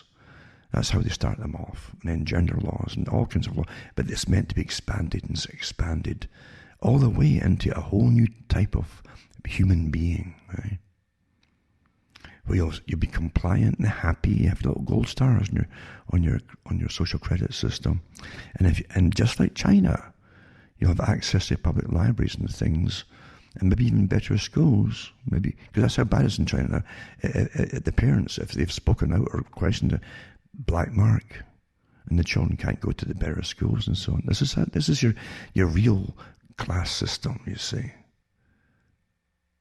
based on compliance, and definitely anti-free thought. And we are to emulate it all now, because it's not a fish. Do you realize how long it would take with propaganda to persuade you to give up all your rights and freedoms for the greater good? Quigley said it. He says it would take, you get more done in 5 years of war time. It's war, right? Where you've taken with all the rights and freedoms of the people. You can get more done. He's talking about a social system basis in 5 years of war than 50 years of peace and propaganda. So there you go. So this handy virus, this congenial pro-authority virus here, is helping them put that through. And Mr. Schwab himself has said it at the World Economic Forum. He says, this will help us get the whole agenda through, the climate agenda. So did the Club of Rome say that. So did Justin Trudeau jump on the wagon to get his face in the paper. But many others have said the same. This is an old agenda. And this is the way to get it through. Much faster. Much, much faster. It's instant, wasn't it, really? Instant war. And never in wartime before have they actually collapsed the economy by order. It's all happened without order. They've ordered it all. Let's collapse the economy. Shut everybody in their homes. Boom. Nothing moves. That's amazing planning, eh? Amazing. So one day there'll be a big museum set up for this virus, and you walk through it, the beginning, right all through to the end, and the exit door of how they brought a whole new system, and this is the most congenial virus they've ever had for the big boys' agenda. Step by step, all the way through it. Yeah. And at the other end, you won't have health anymore. I remember giving these talks again 20 years ago. Wellness, wellness. Where do you get this term wellness? This is all part of this big agenda. You say wellness. You say, how's your health doing? Now, how's your wellness now? Now, wellness also, according to Schwab, and people long before him, by the way, have said, well, wellness is your complete self. That the holistics you see, it's all one. Your mind, body, soul, everything, all brought together. And I remember giving the talks, again, 20 years ago. I says, one day, the techniques they're going to use on you, electronic and otherwise, the technotronic type warfare. I says, it was like that movie that Schwarzenegger was in when he goes to Mars, and he goes to a place where you get a virtual holiday. You get strapped in a chair, and they inject something in you to get the whole process, and then they put this thing on your head, and a kind of Corbin type helmet idea, and they could literally give you. You could actually pick your adventure to be a spy or an agent or something, and an adventure. And it all goes wrong because he's already been programmed. You see, the folk who were doing this entertainment thing on him didn't know he'd been programmed already. It's a good story, quite entertaining. But from that, I remember giving a talk and saying, what you're going to get is a system in a post-consumer society. See, you're post-industrial, and they were given consumerism for a while as they expanded the agenda worldwide, to keep everybody munching happily in their fields, you see. And now they're taking it away from you step by step across the planet now for the global system. And you need global governance to manage this pandemic. Again, a very congenial virus. Accolades to this virus and its big museum in the future, for what it accomplished. See, you didn't need governments. You didn't need all these organizations. All you needed was the right kind of virus that was congenial to all your agendas, you see, and it'll accomplish it all. So you go into a wellness society, and wellness, as I say, 20 years ago, I said you could be literally standing with a pitchfork mucking out a buyer, as they call it in Britain, mucking it out, the animal buyer. But in your head, you could be on the Mars or on the moon or somewhere, or having an adventure in space, in a virtual world. Be quite happy, Quite happy doing awful work that somebody has to do. And paid pittances, because you really don't need money when you're happy, will you? You could, in your own mind, you think I've got everything at my fingertips. Everything, And you'd be a happy, compliant citizen. And you've got a stamp in your head saying, socially approved by the authorities, bang, quality control, bang, a little tattoo on your forehead, And I used to joke about that, but not really jokes. I knew it would come, and it is coming, and folks still think it must be a joke. No, it's not. It's coming, all right. Faster than you think. I remember reading about the Earth armies that were creating, these massive Earth armies, they call them, and the different. When folks started to catch on, a few folk catching on to what it really meant, then they put fake Earth armies out to pull you off and sidetrack you. But really, these were the environmental armies, and the sustainability armies for human sustainability, which meant depopulation, post-consumer society, austerity, austerity measures. And that's where you're all going, you see. Austerity. And don't think for a moment that China is going to get preferential treatment out of it all. Because the same people that created modern China, the elite of China are part of the big global society that runs the world, the big club. And they and their children, their grandchildren, will go on for a century. This is how it's planned, and they go on for centuries. But they're in the same thing. They're not going to keep millions of Chinese around in a society where they don't need them. And eventually they won't need even the human labor. We truly are managed like animals. You don't frighten animals. You be nice to the animals, and you pat their heads once in a while, But you always maneuver them up to the next step and the next step and the next step. And that's where we're going with it all. And there are those who on the higher social credit system, who've served the system and served the masters and higher levels of the system. The pyramid symbolizes that. The pyramid they use in the occult circles, of course, with its multi-leveled systems of building. And then the dollar bill in the States is the famous one. Everybody knows that one. Although it was used long before that too, by the way, thousands of years ago. But and the dollar bill, they used it, and it was there's a new secular order, Novus Ordo Seclorum, and also it shows you all the grass in the bottom of it. It's like brush. And that symbolizes the general population, the unwashed masses, the raw resources, you might call them. It's so untamed, basically the primitives of Huxley's Brave New World, in a sense too. There's all the shaped bricks you see for the building, the pyramid, and the tiers of management going up to the top. And you get up towards the top, it naturally gets narrower and narrower, and there's fewer and fewer in each section that keep the secrets of management of the populace down below. And that's what we're running. That's what runs us, of course, these occult organizations. The public never ever, they laugh them off. It's great how you actually taught to laugh it off and think, oh, it's just conspiracy nonsense, isn't it? Yeah. Isn't it? It's quite amazing too. I mean, I was asked to go on TV shows quite some years back when it was becoming popular to go into conspiracy shows and so on, television shows. And they quizzed me, by phone in advance. And it was an awfully well-known one. I went through some of the agenda that was planned. I was giving them facts, you see. And they pretty well said, can you kind of bend the facts a little, go around them? And I said, well, these are the facts. So he says, we know that. I wouldn't bend, you see, so that was the last I heard of them.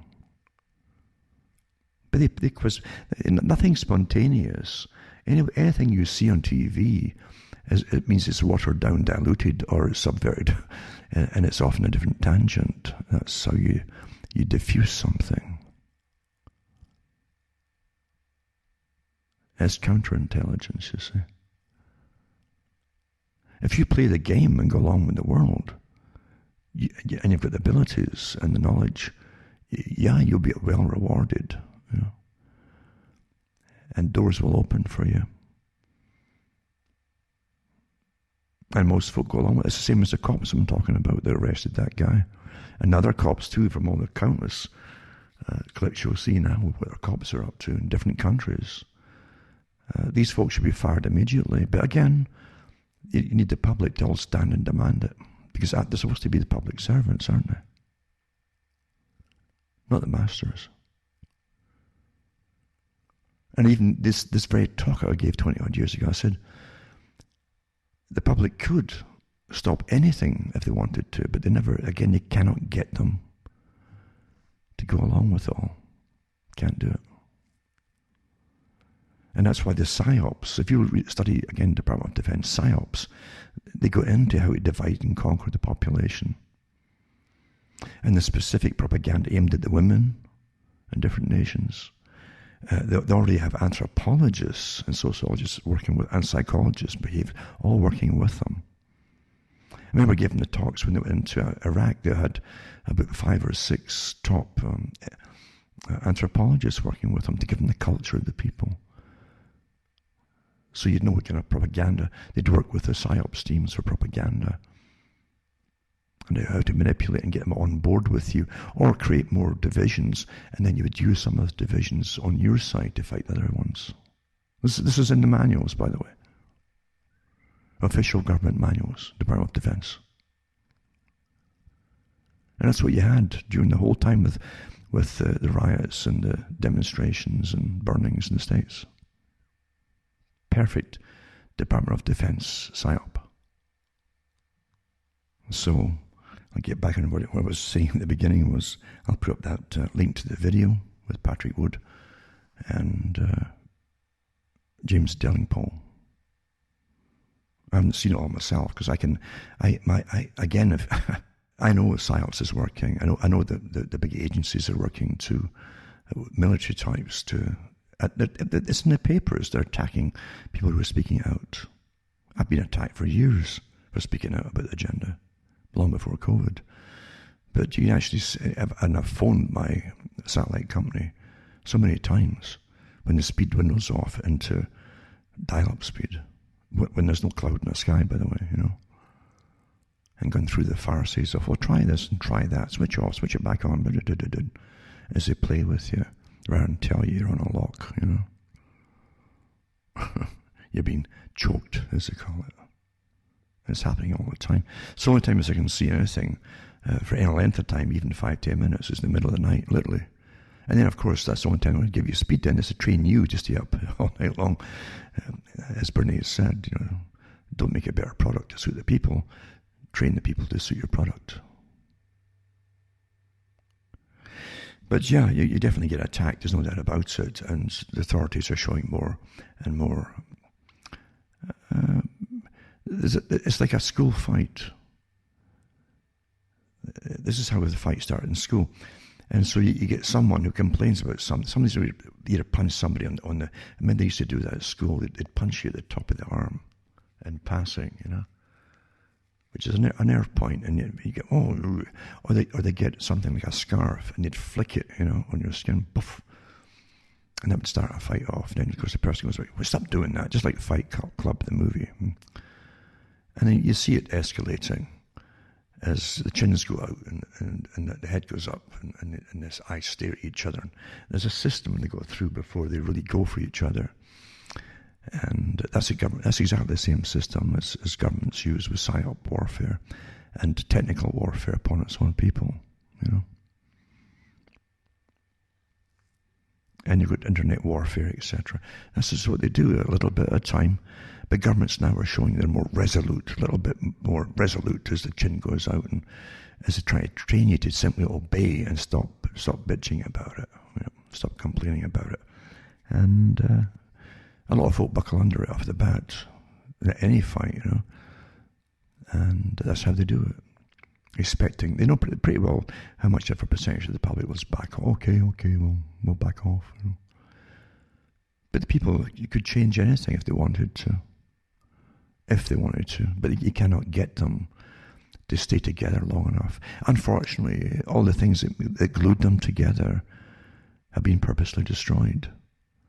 And again, I gave this talk, so to me, it's like repetition. It's not just seeing things that are going to happen, which sometimes you can get a darn good whiff, no doubt about it.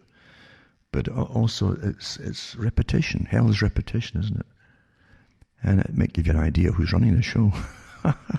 But again, years ago, I given a talk about how you be trained into obedience, step by step, and how it would be done to you as well.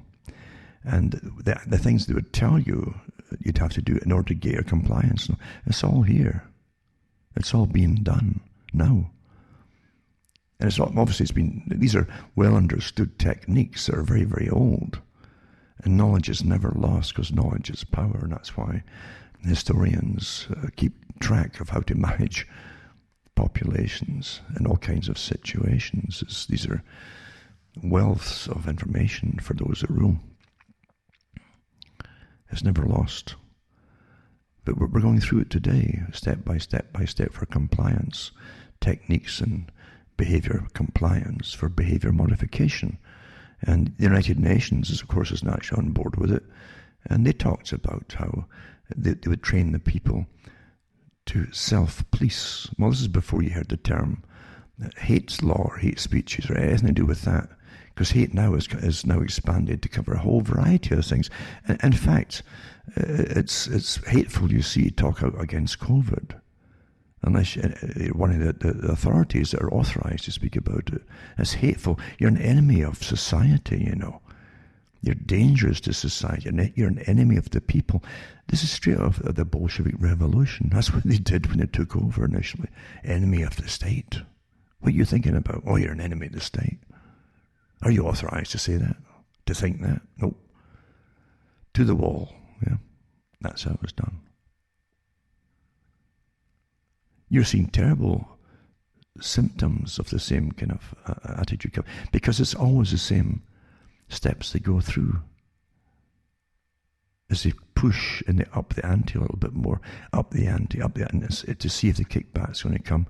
Or they'll back off a little bit if they sense through all their studies, instantaneous and real-time studies, through all their algorithms, what the public are chatting about, what they're angry about, they might back off a little bit here and give it a few days more or a week more and then push again, you see. This is a schoolyard fight for dominance by the bully.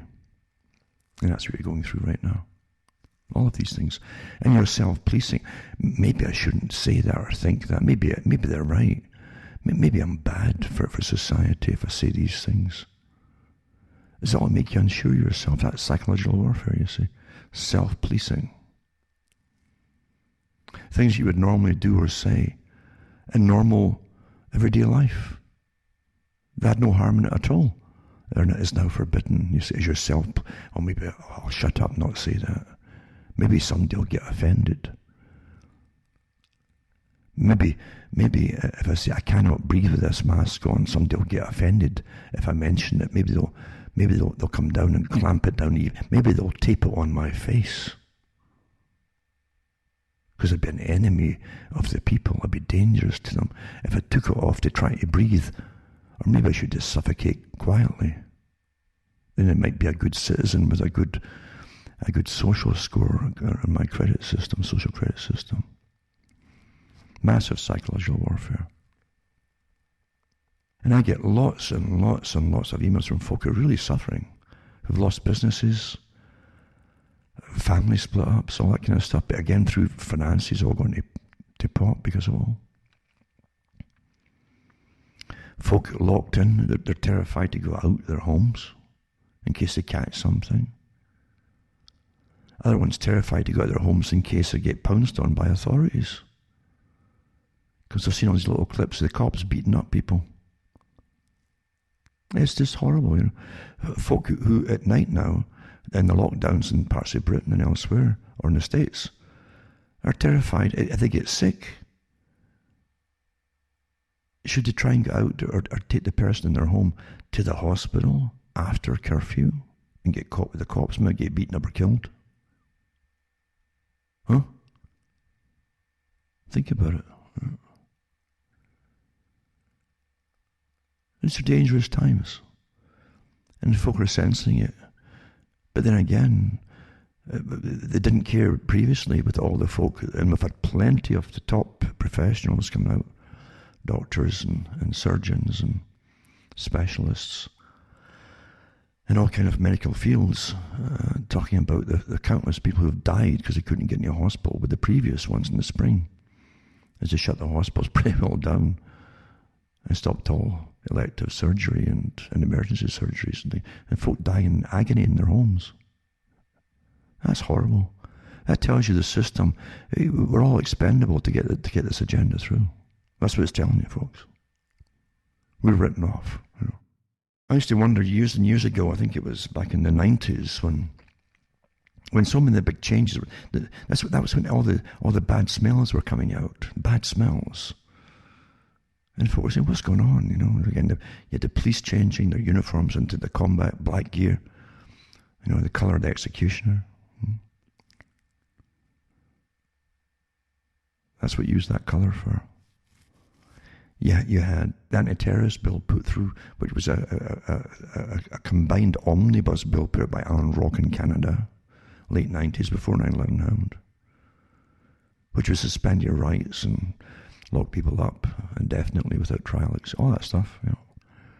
And at that time, at least the journalists were saying, "What on earth is this? This is an anti-terrorism bill, you know, martial law type thing." What was coming down the pipe? But all these different smells and whiffs of things to come, and whiffs of again, they were testing the waters, I think, as well. Never getting the people acclimated to the combat gear and the cops and the changes and all the rest of that stuff, all in advance of what was to come. But training the public, constant training the public into compliance was part of it too. What to think, what to say, and so on, you know. And again, even it was the hate laws. I thought, where are they going to take these hate laws, you know? And a judge was trying someone, a couple of guys that mugged somebody for a wallet. For the first time I'd read it in a newspaper, he said to them, what were you thinking when you we know you robbed the person, and what were you thinking when you were robbing them? It was trying to find out if it was a racial crime. But most people who are junkies don't care. They don't care who they rob. They really don't, They're desperate. But this is where it ends up going into, what were you thinking when you did that? Now it's, what were you thinking when you said that? And then it's, what were you thinking when you thought it? That's where it's coming down to. And it's all kinds of things they've added on to it as well. That's when they first brought out the term in the 90s as well, anti-government. That's a term they used to use in the Soviet Union. Anti-government. And it was during the Bush reign, they started bringing it out more and more in the States and Canada, anti-government. So if you questioned anything about government, what they were up to, or the undue use of military force inside the US on a few instances, you're anybody who protested for the government was anti-government. No, you weren't protesting the event. No, obviously you're anti-government. See how they change it? It's like, say, if someone doesn't want a vaccination, they're not called anti-vaxxers, like smeared, but all vaccination. See, that's how they do it. This is psychological warfare. That's what it is. Pure psychology. And they smear everybody that doesn't go along with it. That's, again, psychological warfare. It isn't just the 77th Brigade in Britain. They got brigades in States and Canada. Canada's working with the States and CIA all the time. In the 90s too, as I've mentioned before. And then they expanded it in 2001. They opened up bases, like offices throughout Canada for the FBI. And what's coming along the pike here with these bad smells? What's going on here? And people would be anti-government, not just anti-something the government had done. No, suddenly you're going to be anti-government for complaining about anything the government had done. That's what's going on here. Massive psychological warfare against its own people. I've always said we pay for our chains. We pay it all. We pay the salaries of these cyber warfare organizations that are being used against us. We pay for all. And the psychological war and all the incredible mayhem that creates too. We pay for all that as well. And you want to vote for these governments? We're all Pavlov's dogs. Do you understand that? We're all Pavlov's dogs. That evil character Pavlov that Eleanor Roosevelt loved. She went over to see him. She thought it's the greatest thing to humanity. The greatest thing since sliced bread, as they say. He was a genius of a man who could modify the behavior of people. You think he just wanted to train the dogs in a different way? Of course he didn't. He was trying to find out if humans react to this, and it didn't just use dogs, by the way, in the Soviet Union. But I mean, see, you're all dogs. You've been trained to be fearful. Before that, just take your little bubble of a world, you personally, and your Pavlov's dog. And so, yeah, I can go to the pub and I can have a drink, and I can go here and I can do that, and I can go to the store and I can meet friends and a little bubble. But then Pavlov says, okay, let's watch what he does now. And you have to do your usual routine. I'll go and see so-and-so tonight. And bingo, as soon as you step near this particular person's home or whatever it is where you meet your buddies, you get an electric shock. And down you go. And then you get up, well, what on earth happened there? And you're still confused in the whole thing, and you stagger back across that like down you go again. And then you go back home and you're really still confused. You say, well, what's going on here? And then as you get up off your feet, from staggering, the cops jump on you and start beating you up and beating you up and beating you up. So you associate getting beaten up and shocked with not to be where you are. See, at that person's house outside. So you go home and you say, I'm not going to go back there again. So a few weeks go by, and I'll go to Richard's house, right? And so you go to Richard's house, and it's fine, and you back and forth, and you go to other pals' houses, but except that one house where you got zapped, right? Then one day you go to Richard's house, and you get near the door, and bzzz, down you go again, right? And then the cops jump on you, they beat you and beat you, you see? And then you go back, oh, I'm not going to Richard's house either, right? So Joe's out and Richard's out, so... And step by step, then for a while it's fine. All the rest of them are fine for a while, right? Until you get zapped of every one of them and beaten up. And then the cops say, we won't beat you up if you go there. And they point you to where you go, and it's one little dingy bar somewhere. And say, okay, I'll go there then, right? And so you go there and you're complying with the cops. And it's fine for a year or so. Then one night you go into the bar and then bzzz, you get zapped there as well. And then you have a complete nervous collapse and nervous breakdown like the dogs did. Because now you're being everything that they want you to do. And even then it's not satisfying. You still get punished. So your mind collapses. That's all happening to you, folks. Intense, never-ending psychological warfare, including the use of the media to terrify you, not just with the COVID stories, but with the reaction of the police in different countries to the general public is meant to terrify you into compliance. And you can't please them because they've just started with their demands. You're supposed to come out of this like a remade, person, a person who's been through MK Ultra, with a mind wipe, a memory wipe, the whole lot, poof, remade in your master's image, Mr. Schwab, obedient, post-consumerist, living in utter austerity, and as he says, you'll own nothing, but you'll be happy. Woof, woof. Now, as mentioned here, again, cuttingthroughthematrix.com. Remember, you can buy books and discs at cuttingthroughthematrix.com. And you can donate to me through PayPal. You can send personal checks. In some countries, you can still get international postal money orders from your post office to Canada. Not from the States, so they've stopped that. And MoneyGram and other ways too to get the cash to me. So let me know and keep in touch with me and keep me ticking along here, because we're going through incredible times. And I have to admit, there's very few legitimate groups out there now,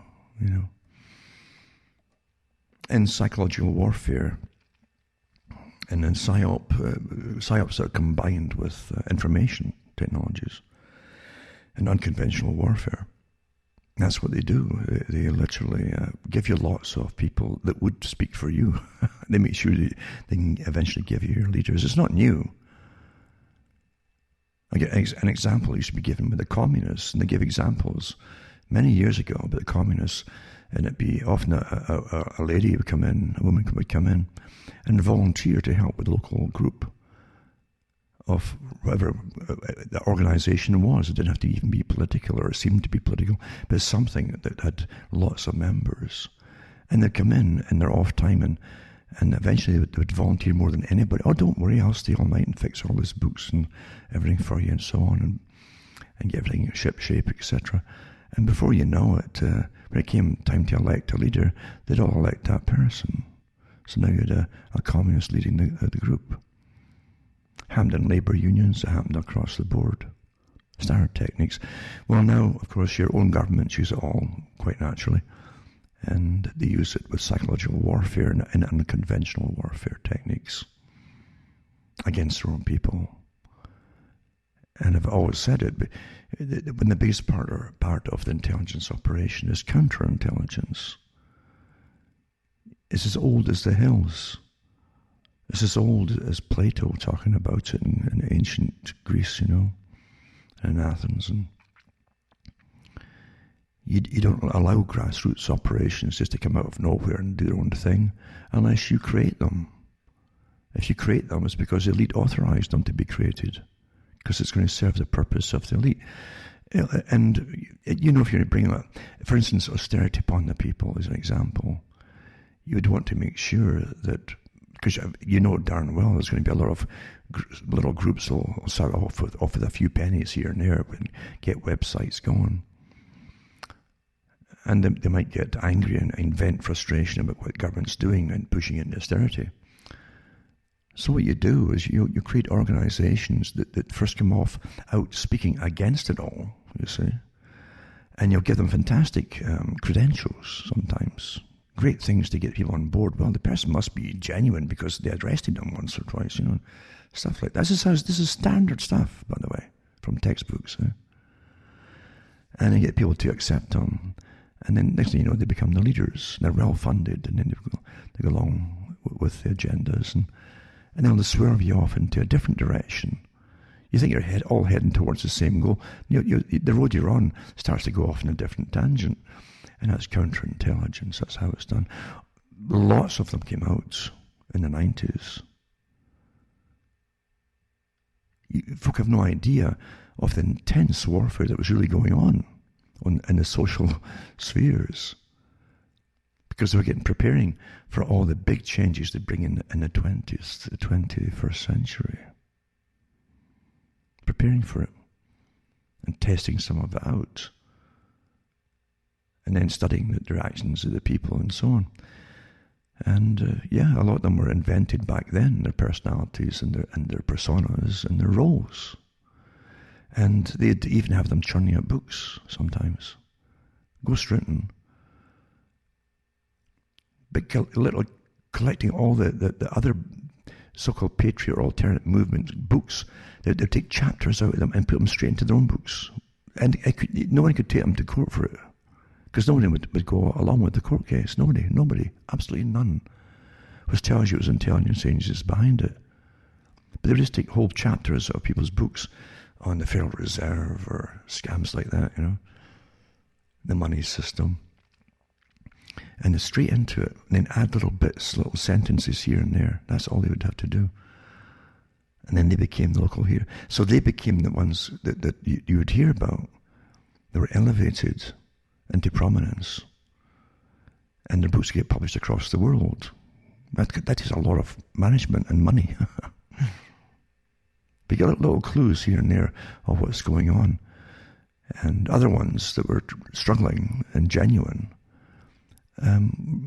were even getting the advertisers threatened to get off, or else the advertisers were told not to work with them anymore. I know this for a fact. Or something bad would happen to the advertisers, so they go straight to advertisers and stop their income to their little groups or radio stations or whatever, and they would go under. This literally happened. You have no idea the intense warfare that was going on behind the scenes. And some of them definitely got bought off too. Other ones got bought off, no doubt about it. Absolutely. And financial aid from government agencies to get rid of certain peoples as well. Intense warfare was going on. And there's no point really bitching about it. So I don't complain about these things, because people would say, it's sour grape. No, it's not. This is just what happened. It doesn't bother me. That's what warfare was all about. What do you think warfare is all about? Do you think it's democratic warfare? With some kind of gentleman's agreement somewhere? Fools, you have no idea that cyber war and psychological war is just as intense and ruthless as physical battlefield war. It is a battlefield.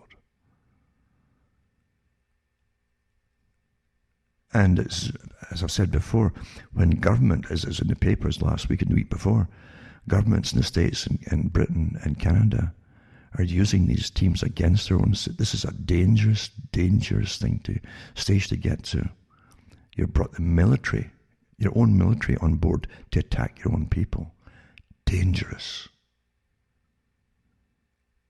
Dangerous, dangerous. These folk are ruthless. They're meant to be ruthless. That's what military's about.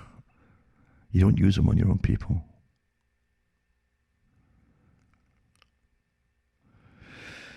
So as I say, help me take along, hopefully, and I can maybe keep on going. As we go through these, probably in your own lifetimes, it'll be the greatest change. The biggest change. It's the greatest change in your life's history.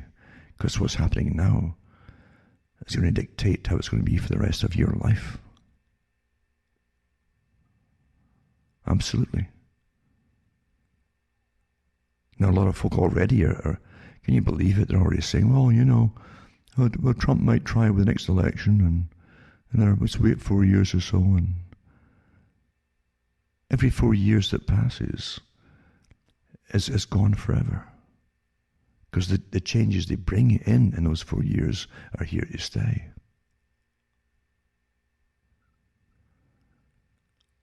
And the folk literally are going to go along with the farce of a frontman called Biden and Kamala Harris. And I think the intention really is to put her in. He's just like the launching pad, I think, really. Because the big characters at the top want this to happen this way. They planned it this way. Anyway, again, send a few bucks my way, etc., and we'll see what we can do and keep on going. And we go into a few articles here. And I might, as I say, touch on some of the cyber warfare that's going on and the psychological warfare that goes along with it, an unconventional war. Now we know they're going to get their way one way or another, because again, they're resolute, that word resolute. They've all sworn to the agenda. They might understand it themselves, all different officials in different capacities, but they'll swear it to the agenda because that's how they got on board with everything and got their positions in the first place, is working their way up. And it's a faith-based system. They do what they're told, and that's why they're good little lackeys for those who rule the world. And they're going to get their vaccines through regardless. I said that at the very beginning. Nothing's going to change. It's chiseled in stone. Facts don't matter about the whole fiasco. It's for a new type of system, a new kind of a monitored, again, China-type system. Everyone's monitored, numbered, and so on. And uniformity is very important, of course. That's why the governments have been studying you for your whole life. And since the last 20 years especially, more intensely, in real time, by all your different social programs that are part of the intelligence systems. Of course they are. They create the systems that they own, and they put their front people in charge of them. Again, it's just like politicians, and you can throw the tomatoes at them. That's their job, is to be splattered with tomatoes as you get angry. But no doubt about it, the vaccines to come, and all the different ways to get you, to coerce you into it, are being tried. Ankle bracelets, testing on board sewage for coronavirus, and no boarding without a vaccine. It says Qantas CEO Alan Joyce reveals the very strict rules that Aussies will have to follow just to fly overseas. Well, they should find other ways of travelling, perhaps, That's the only way you can hit anything at all, is just don't use their systems if you can. And it's a pity they've demolished all the competition that they said they would do, get rid of all small businesses, even for food. And now you've got the big ones only, the big standard names, or the big clubs own these big food agencies and so on, corporations. Same with the airlines too, but here you go. I'd find another way to travel if possible. Even personally, even if you say all the rest of them will comply, well, so what? You got to be true to yourself before you can be true to anything else. It isn't just all or nothing if we all do. This war is individualistic, folks. And if there's enough individuals who do it, yeah, then you could say, well, I've got a bit of power now, but it's all individualistic. So it's, again, don't forget too, under a quarantine system, it's just the same as the agenda for the 21st century, where they're trying to stop non-essential flying. That was on it too. It came out with all the different articles.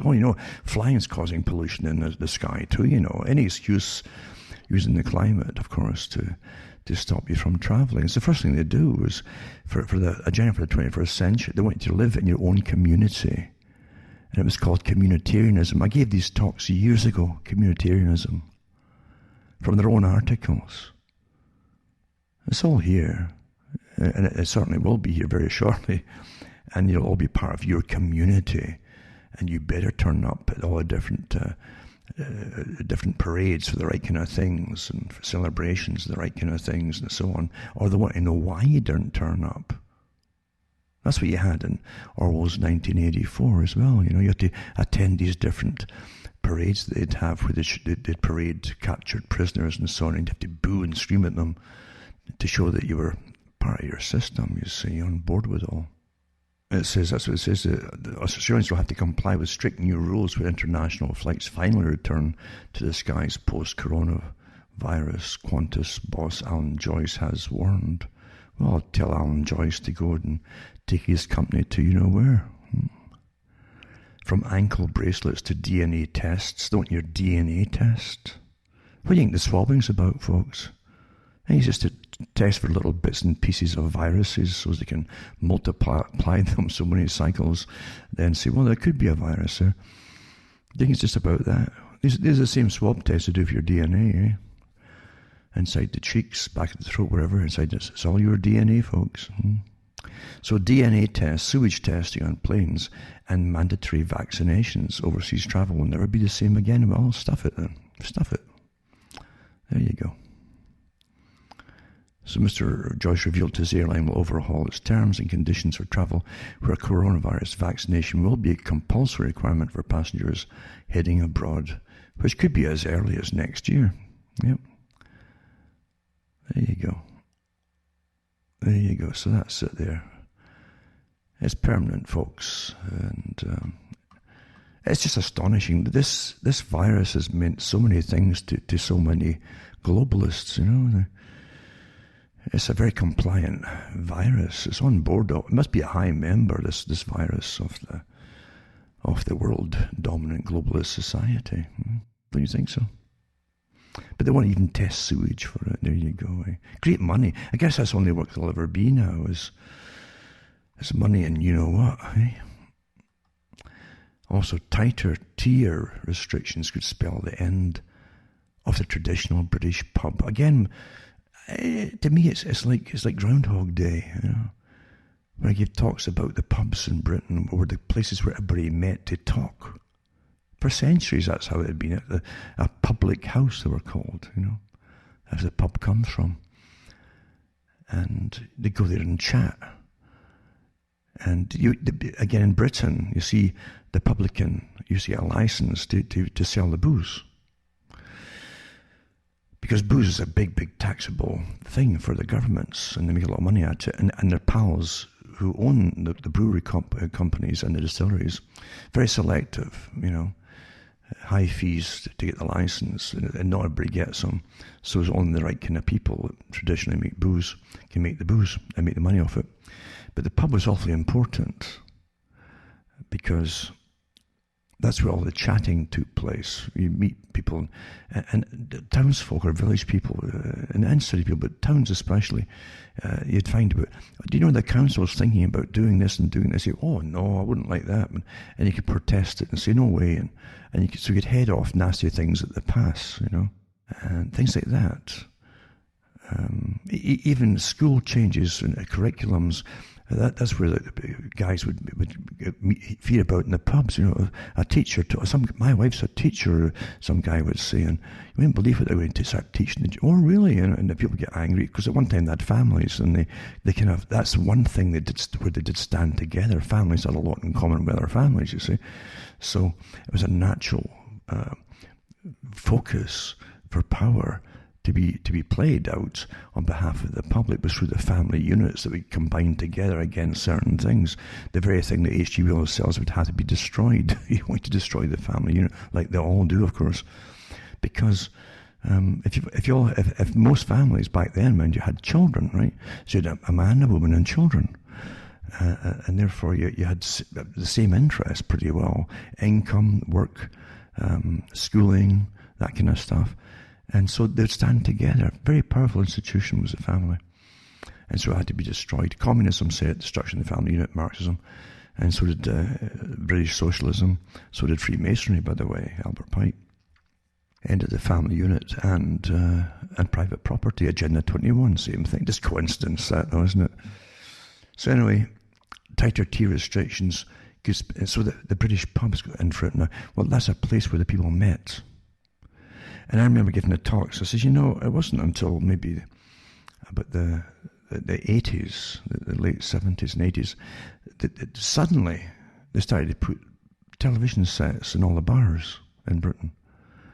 Now, you went to a bar to get away from TV and radio, and you see, and to hear what other guys had to say. That's Johnny, what you went for. It was a place, that was the meeting place for people.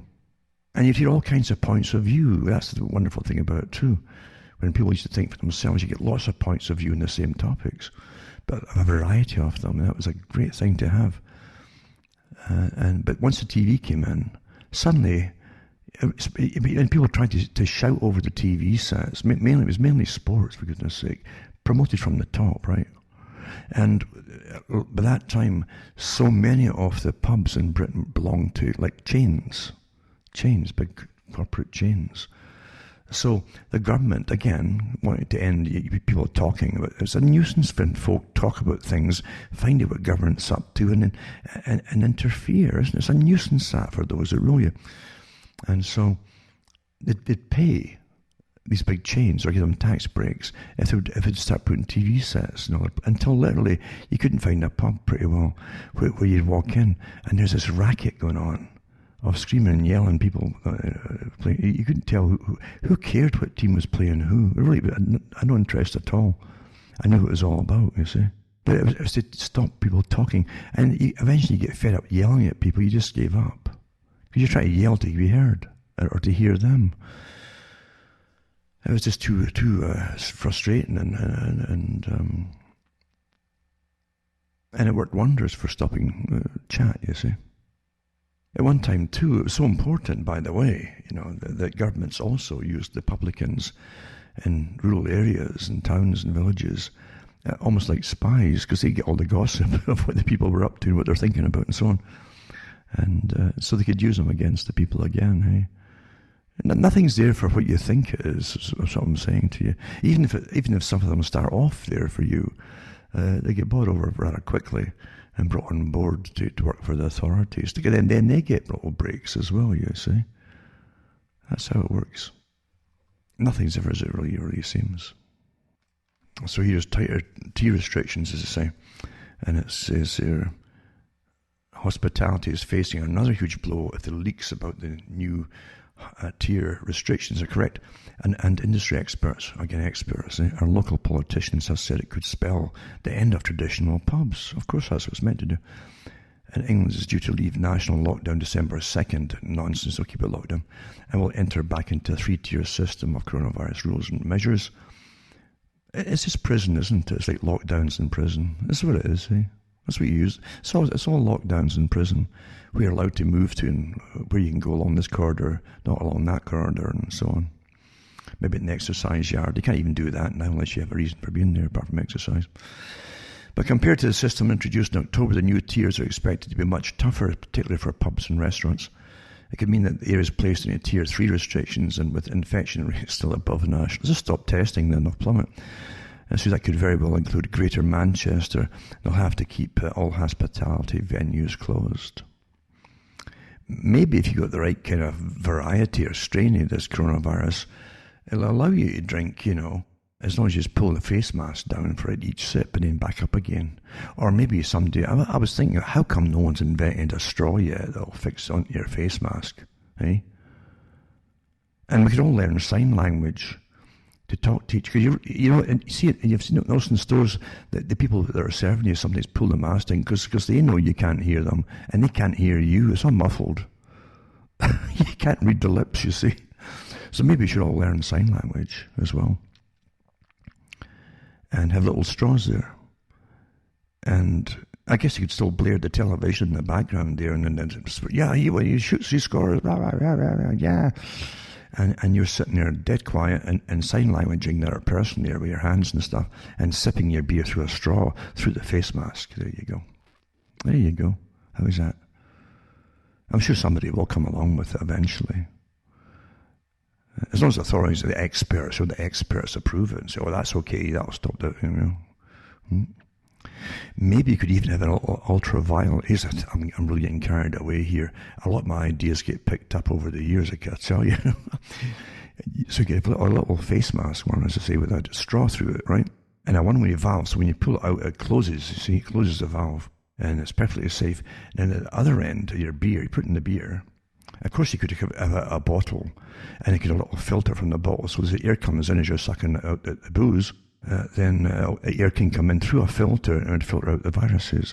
Or, if you really get the deluxe model, you could get one where it'll have an ultraviolet bulb in there, battery driven, because you don't want to or you get electrocuted maybe. So you get a battery one, and it'll kill off any viruses as it comes through. So you can really go high tech with that. And you could have a classier type of booze place to get drunk in, because in the better bar, you'd have the electronic devices, or you see the electronic filters and everything else for your booze, and you'd all be sitting signing each other, And how about that? And good citizens, good compliant citizens. The governments would love that. They really would, and the behaviourists would. Oh, it's working. That's wonderful. They'd love that too. So there you go. Scotland, it's like Scotland and Ireland is just astonishing. I mean, with the histories the countries have had, and it's so socialistic, And people don't know the histories of it, but really, there were always problems. There were always problems to the English crown, mainly because it didn't like getting dominated. That may have had something to do with it, But once they got they got their freedom, it was another big joke too. They had their national movements and end up being communistic. That was part of the communist strategy, by the way. You start off in a country, and you give it wars of national liberation. That's what he called it. And it was programmed to fight against existing authorities or rulers. And then they say, okay, we've got our independence now, and then you introduce the socialistic, communistic ideas until it's communist. That's from the handbook of communism, how to do it all. So Scotland really thought it became free, and have no idea that all the leaders that they supplied you with were pretty well working for the big global system. So as soon as you end up in being free, as they think, they got mass migration. Any tiny countries, really, mass migration. And then lots of them go into Parliament that are wealthy, you see. They're brought in, because they're not from Scotland, they're brought into Parliament circles and civil service. And they immediately want to demand that basically unlimited immigration. Well, how can you have a country anymore if it's not yours? If it's got nothing in common eventually. In one generation, you can have nothing in common with what it stood for. Nothing at all. So it's a complete bogus freedom, obviously. Ireland too, even in its initial rebellion, well, in the 20th century rebellion, was run by the official IRA, and it was a menagerie of different groups, a kind of collage system, you might call it, but they all had this idea of freedom and independence but also the official IRA were communistic, a lot more communist leaders. So that had a lot to do with what happened, the way they ended up bringing in the system. A lot of them didn't realize it. You don't have to use the term communism, to be communist. You just need to see what all the signs and symptoms of it, and you are. If it walks like a duck and quacks like a duck. So unfortunately, they've been ruled for a long time now by a system that brought them under the yoke of the EU, a bigger dominant factor as opposed to London, and they think that they're free, and then they end up getting, Ireland especially got soaked, mind you, with the 2008 collapse, because before that they'd been encouraged by the World Bank to borrow, and they did. And then when they collapsed it all, then in came the IMF and says, this is how you're going to pay us back, and they pretty well own them now. They own all their policies. When the IMF comes in, they decide how much you're going to spend on the people, and that your own tax money, how much is going to be spent on your own people, or healthcare, or anything else. Folk don't realise that when Margaret Thatcher was in Britain, England, the IMF ran the show for a while. And she was taking a lot of stick for austerity measures, but basically the IMF was deciding a lot of the policies. It's repayment terms, you understand. That's what runs everything. Yeah? So anyway, yeah, it's a sad thing that Scotland's the first country in the world to pass landmark legislation offering free period products to anyone who needs them. This is from the Mail Online. I've also got another article from a newspaper in India. And India's awfully good at noticing what's happening across the world, and sometimes more open about, because they don't have the same guilt about saying things. They haven't been trained yet to not say different things, so they're quite open about. So it's interesting to read different articles from India, And in fact, you find some of the journalists in India have the old type of journalism, the approach to journalism as being true and to get to the bottom of things, and they don't have to be so politicized and be awfully nice about everything. They can be straightforward, and that's how journalism really should have been. Used to be, actually. Now it's completely bought and paid for in the West by those that own it all. So yeah, I mean, Scotland, this is something vying for the vote again, for re-voting for independence for Scotland.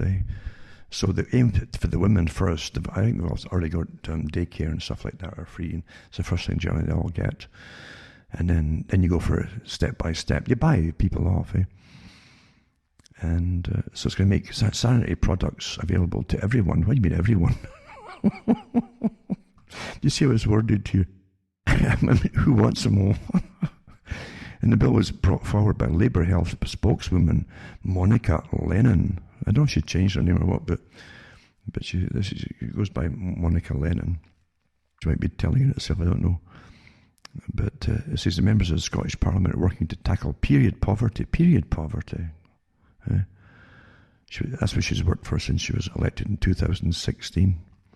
Make things free, And so there you go. It's rather than say why are women so poor in Scotland, rather than tackle the real problems, and why aren't the rest of the people poor in Scotland? Why not deal for people as people, not genders and so on, And why poverty is not just a gender thing,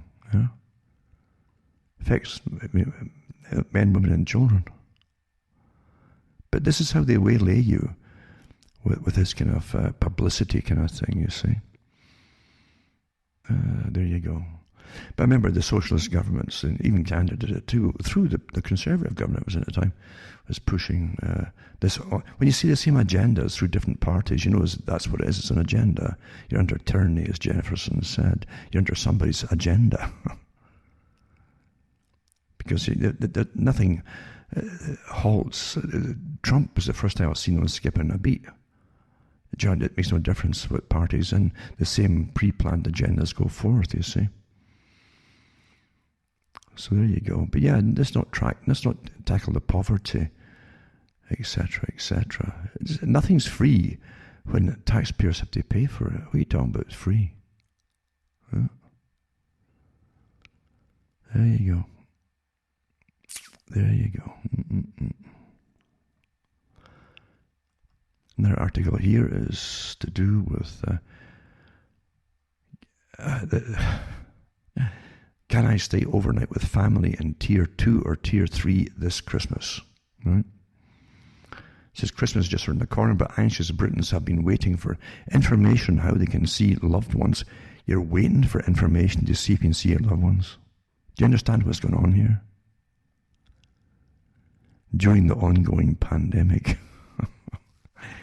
But can I stay overnight with family in Tier 2 or Tier 3 this Christmas? Can you believe this stuff?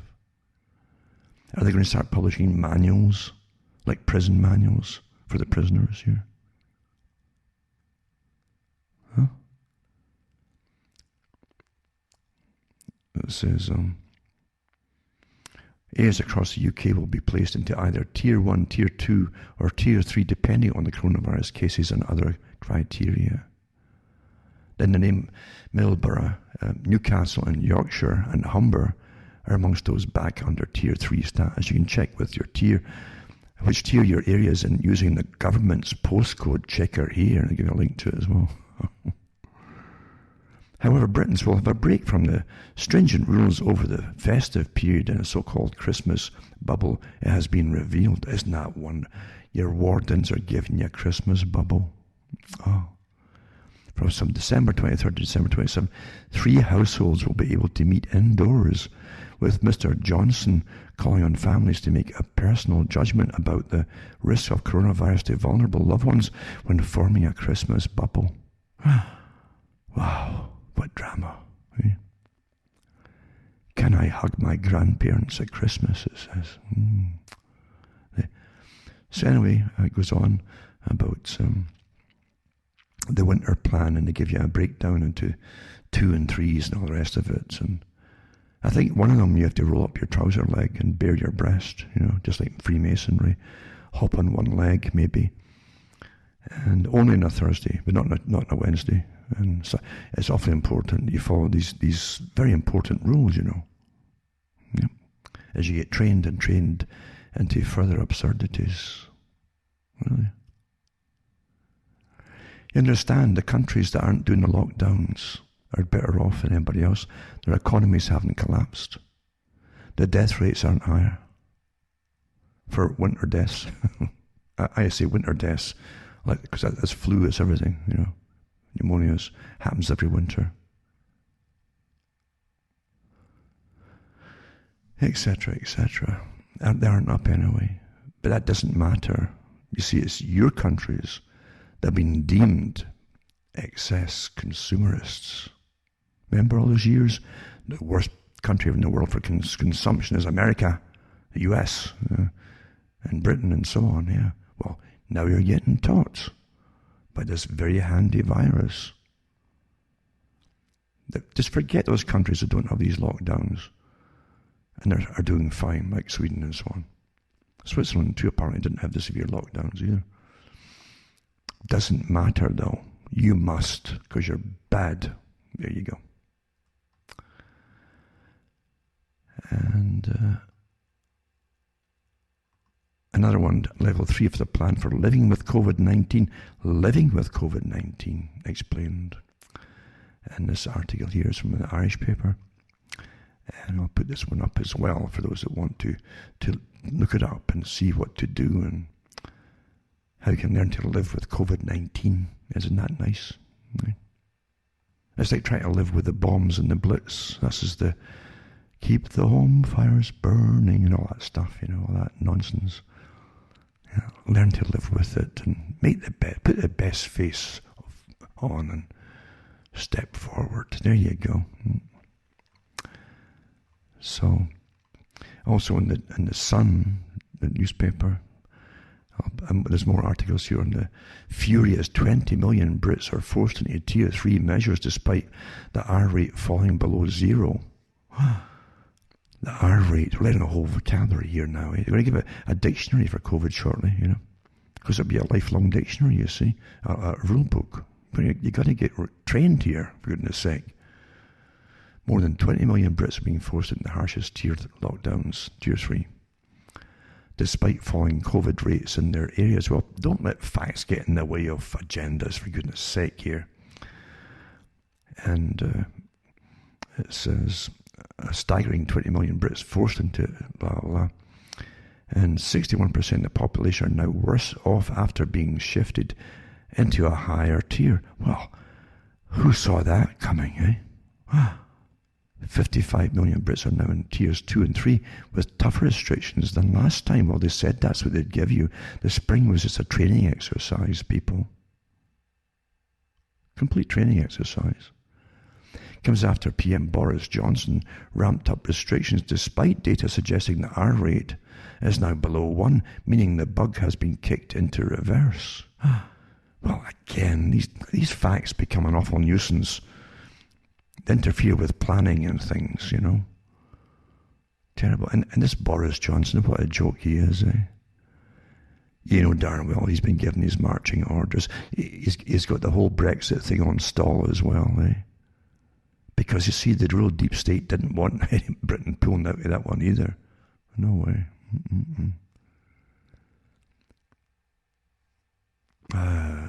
You know, you speak volumes on just the free trade agreements, the creating of centralized control systems like the EU Parliament, and one for the Americas, one for the Pacific Rim region, and so on and so on. You could do volumes of that kind of material, all from the same organization that's running this. Same organization. And they don't like Brexit. Goodness me. I was going to just say, read the next part, and I thought about Karl Marx, and why do you think he was put up at London? They put him up in London. A revolutionary, supposedly going to overthrow all governments and royalty and all the rest of it. Do you really believe that they allowed him to get into the National Library there in London?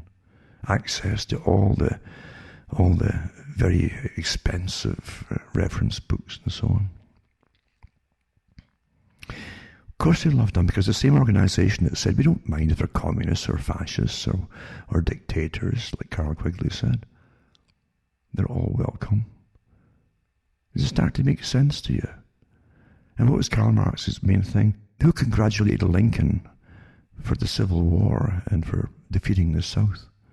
Karl Marx in his telegram. For keeping the Union together. Centralization of government. Communist Manifesto. EU Parliament Communist Manifesto. The one for the Americas, they wanted a parliament. They discussed the parliament, by the way, up until 2005 with the Three Amigos meetings. A centralized parliament for the Americas. Initially they said they might have it in Montreal. It was in the newspapers. Communist Manifesto. Centralized government. Centralize the power. Centralize. Just a coincidence. Anyway, back to all these articles here. And so yes, 60% of the people, 61% of the population, not 60, but 61% of the population are now worse off after being shifted into a higher. Well, they stop you from working and so on, eh? This is worse than any world war, you understand. It's planned that way. What a great trick, though. You must say it's a brilliant trick. I said this years, I wasn't afraid of the atomic bomb at all. I was more afraid of some real rogue letting loose with something that had been designed in a laboratory. Well, what a great trick. But even Schwab's boasting about a wonderful thing this bug has been to lock people down for this agenda. So anyway, this article also goes on about the pubs. It said it could kill off 4 out of 5 boozers and rip the heart out of local communities. Well, that's what they want to do, folks. Total war, you see. And but yes, Boris Johnson is not for you. No, it never was. He was always a left-winger, by the way, Boris Johnson. So they remake him as the new type of conservative. Who's kidding who? Ex-mayor of the City of London. Sorry, this You can't. Eventually, the people are going to have to. They either stand up or they don't. It's very simple, isn't it? I say the power is all in the people, but they'll be so divided, and they've got all these psyops working against them to divide and conquer them. I doubt if they get enough people together to stand up. They might. They could with some miracle, but it would take literally a miracle to make it happen, I think. Because the government would have to back off and try something else. Maybe even something more lethal, you might say. You never know. This is a big agenda that they've been planning for a long, long time, long before you heard the term COVID, and how to get it through. Huh? Oh, climate change, no, try this COVID thing. Eh?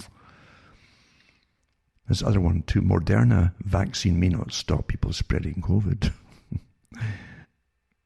I love how they say it now. It's just like Bertrand Russell said, we'll train the people to just parrot experts until they can't think for themselves or decide anything for themselves without the help of an expert.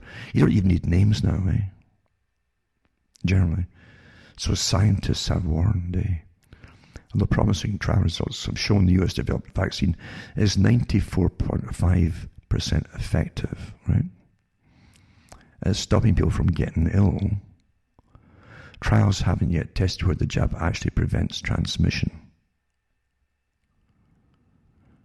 So I won't even bother reading it all because it's contradictory in itself. And there's quite a few articles like that that's full of contradictions. And so anyway, he says that this spokesperson says he urged people not to overinterpret the promise of the vaccine. In other words, don't have any faith in it. Though he says he believes it should prevent viral spread. That's science at work. It's a belief system. See, never mind the facts, but this person believes it should prevent viral spread. Moderna's jab does not kill the virus, and this is the important part. Unlike most vaccines, know how they take a weakened form of the virus and they put it into you, and the idea is to trick the body into attacking it as a live virus and creating antibodies so you get immunity. This is different. Moderna's one, it says here. It's designed with the intent of preventing the virus from latching onto receptors on human cells that let the virus enter the cells, okay? Unlike more complex human cells, viruses can't make their own energy. Instead, they have to hijack the machinery of the human or animal cells, absorbing that energy and allowing the virus to make copies of itself. See? So that's the Moderna one. And it says how the different COVID vaccine candidates work. And they give you some more information. And without getting into our cells and taking them over for its own purposes, the virus can't replicate. This is the idea behind this Moderna one. It changes you, it reprograms your DNA, basically. Permanently, they think.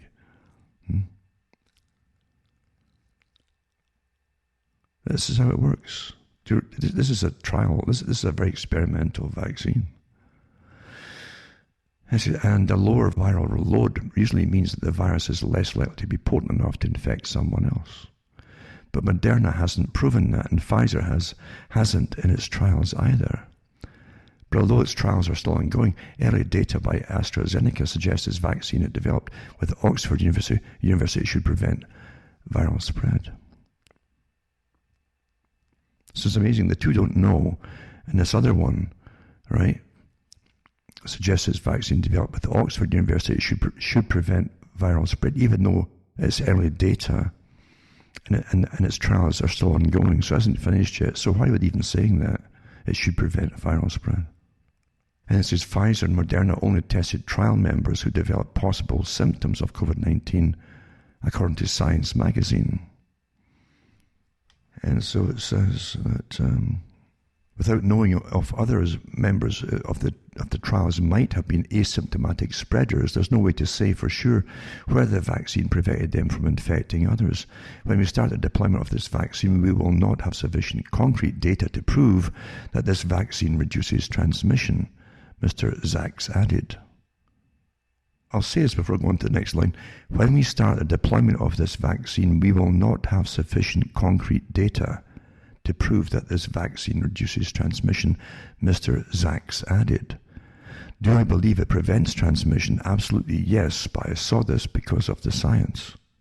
He saw it because of the science. Well, it's either scientific or it's not. It's not a belief system. So it says, do I believe that it prevents transmission? Absolutely yes. Science is not supposed to be based on belief, but on fact and experimentation and the evidence. But if you repeat this stuff, you'll be hammered for saying it. They can say it, but you can't say it. This is the new normal, you see. Certain folk can say certain things, and you can't say it, even though you're reading their stuff, saying it.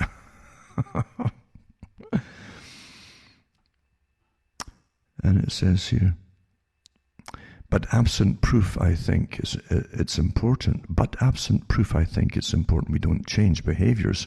Odd sentence. I guess he must be a full stop or a period missing somewhere. But absent proof, or a comma or something, I think it's important we don't change behavior solely on the basis of vaccination. He said people should continue to use preventive methods like mask wearing. So regardless of your that's what Fauci said months ago. Even with vaccinations, you're going to have to wear a mask. It's planned this way, you see. This is permanent, folks.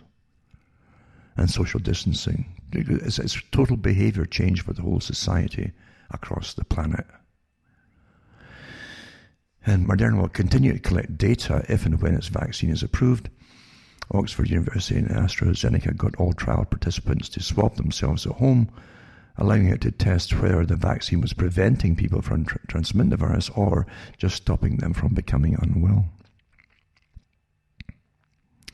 It's all up in the air as far as I can see, but don't let that stop a good agenda. I mean, they've banked everything on this agenda, folks. It's not good. They're not going to back off for anything at all. Nothing. No. Zilch. This is an interesting article by Jeremy Lafredo, I think his name is Lafredo, and Whitney Webb. And it says, Johns Hopkins CDC plan to mask medical experimentation on minorities as racial justice. That's an interesting article, actually. With the first COVID-19 vaccine candidate set to receive an emergency use of authorization from the US government in a matter of days, its distribution and allocation is set to begin within 24 hours of that vaccine's imminent approval. And this is all with links to the articles like within 24 hours where that came from, NBC News, etc. It says the allocation strategy of COVID-19 vaccines within the US is set to dramatically differ from previous national vaccination programs. One key difference is that the vaccine effort itself, known as Operation Warp Speed, is being almost completely managed by the US military. I feel bitter now, don't you? Along with the Department of Homeland Security, it makes you even feel better, and again, and the National Security Agency, the NSA, wow, as opposed to civilian health agencies, which are significantly less involved in previous national vaccination efforts, and have even been barred from attending some warp speed meetings. Doesn't that make you feel better now, feeling secure and safe, eh? In addition, for the first time since 2001, law enforcement officers and Department of Homeland Security officials are set to not be prioritized for early vaccination. So they're not going to get it, right? Why would they not give it to Department of Homeland Security officials and law enforcement officers? Another key difference is the plan to utilize a phased approach that targets populations of focus identified in advance by different government organizations, including the CDC's Advisory Committee on Immunization Practices, that's ACIP. Characteristics of those populations of focus, also referred to as critical populations in official documentation, will then be identified by the secretive Palantir-developed software tool known as Tiberius to guide Operation Warp Speed's vaccine distribution efforts. Tiberius will provide Palantir access to sensitive health and demographic data of Americans, which the company will use to help identify high-priority populations at highest risk of infection. The report is the first of a three-part series of unmasking the racist component of the Pentagon-run project to both develop and distribute a COVID-19 vaccine. It explores the COVID-19 vaccine allocation strategy first outlined by the Johns Hopkins Center for Health Security and subsequent government allocation strategies that were informed by Johns Hopkins. The main focus of the allocation strategy is to deliver vaccines first to racial minorities, but in such a way as to make those minorities feel at ease and not like guinea pigs when receiving an experimental vaccine that those documents admit is likely cause certain adverse reactions. More frequently in certain population subgroups, research has shown that those subgroups most at risk for adverse reactions are these same minorities. The documents also acknowledge that information warfare and economic coercion will likely be necessary to combat vaccine hesitancy. So they're using your psyops and your cyber warriors, and they have thousands of cyber warriors working to attack people online and so on, and to disrupt your flow of information, and well, to treat you as an enemy of the state, to treat you as if there were any enemy that the colour revolutions have attacked across the world. They go after the citizenry. And they must give you a bad name like vaccine hesitancy. It's not a right to decide for yourself. You're supposed to give informed consent. You're supposed to be informed before you give your consent. Now they're trying to do away with that and just got a vaccine. Why are you hesitating? Well, I'm thinking about, the information. Informed, information. Among these minority groups, and it even frames this clearly disproportionate focus on racial minorities as related to national concerns over police brutality, claiming that giving minorities the experimental vaccine first is necessary to combat structural racism and ensure fairness and justice in the healthcare system and society at large. Part 2 of the series will discuss how Palantir, a company currently helping the Department of Homeland Security and law enforcement violently target African American and Latinos, will be in charge of allocating tailored COVID-19 vaccines to those same minorities, as well as Palantir's origins and its executives' views on race. Part 3 will explore the direct ties between COVID-19 vaccine frontrunner and the Eugenics Society, which was renamed the Galton Institute in 1989. By the way, you can go in yourself and see all the articles. They still have lots of them there for the public, although they have their inner sanctum and you have to be a member, a vetted member to get into to see the real important stuff. But there's enough interesting information there in the Galton Institute to see what they're up to. You see a lot of important, well-known names of important people who are members of it. So I'll put this article up too. It goes on and on, and it's quite good. It goes into the different people involved in this one, and different characters like Tom Inglesby, who also he led discussions at the CHS's Event 201 exercise, October 2019. And so on and so on. It's a small world when you see the same names popping up over and over again, And Biden's transmission team, Luciana Borio, current member of the CHS Steering Committee, as both a former FDA scientist and former National Security Council member, Borio signifies a relationship between the national security state and the biosecurity state. She's currently a vice president of In-Q-Tel, the venture capital arm of the CIA. Oh, it's just a small world indeed, isn't it? And In-Q-Tel's current executive vice president, Tara O'Toole, who at the onset of the COVID-19 outbreak declared that the best way ever to protect those who are well is with vaccines. As Ingleby's mentor and predecessor as director of the CHS. Also a key player and the lead author of the CHS's Dark Winter and Cladex bioterror simulations. Cladex is another one, Cladex. The links are all here for these, by the way, the official links as well. But it's an interesting article when you read down through it and so on. Quite a long one too. Goes into previous studies they've done already with different ethnic groups. This is notably African Americans are understood to be at higher risk for adverse reactions to vaccines, according to a study by the University of Pennsylvania, and the link to the study of the university is up here too. As is, African Americans exhibit a disproportionately higher immune response to certain flu shots. And in 2014, the Mayo Clinic, the link is here too, found for all these different, these things are all founded on studies and so on, this article, found that African Americans have almost double the immune response to the rubella vaccine as Caucasian Americans do. Immune reactions that are too strong can result in more adverse events and inflammatory responses such as transverse myelitis, debilitating inflammation and paralysis of the spinal cord. 2010 study in the Journal of Toxicology and Environmental Health showed that African American boys were at significantly at greater risk of suffering severe neurological injury from the hepatitis B shot as compared to Caucasians. But this is, again, you have with certain vaccines, I've gone over these before, they can give you, again, a disproportionately higher immune response. If you get a bunch of vaccines at the same time, that can cause it too. I had that. That's what brought on my arthritis eventually.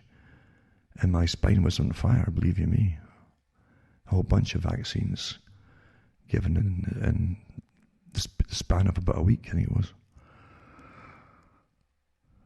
And yeah, I had a lot of that happen to me too, so I'm very, very, very wary of these things, absolutely. Certain folk will get, of course, with the people that are affects like that, they'll say, well, you had the wrong genes for our vaccine. Well, my genes were perfectly fine for everything else until you invented your vaccine. But facts don't matter. China wants passenger tracking system for global travel coronavirus reset. Same thing as the planes and so on.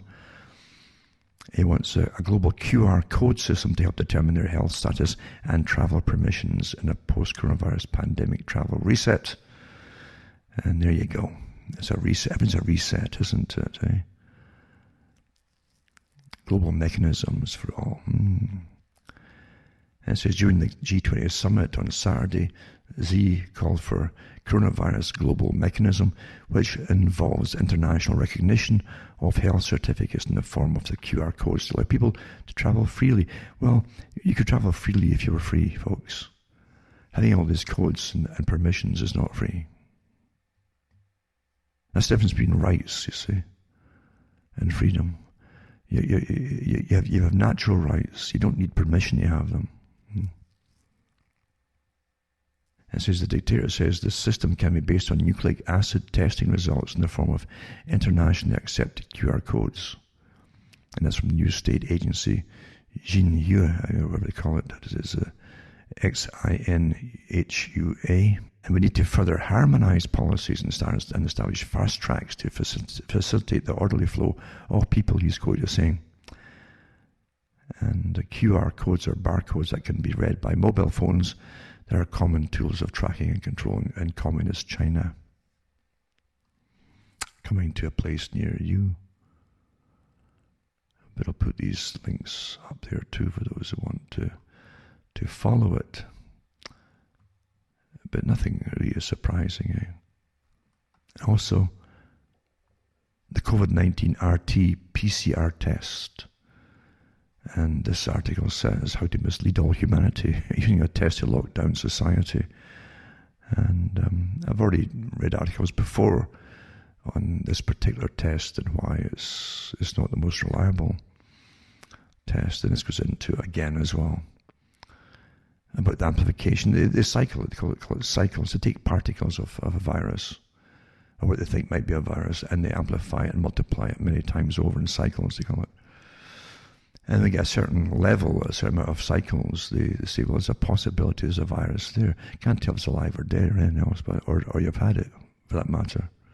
Or they can't even tell you being in the vicinity of someone that had dead particles that breathed out and you breathed them in.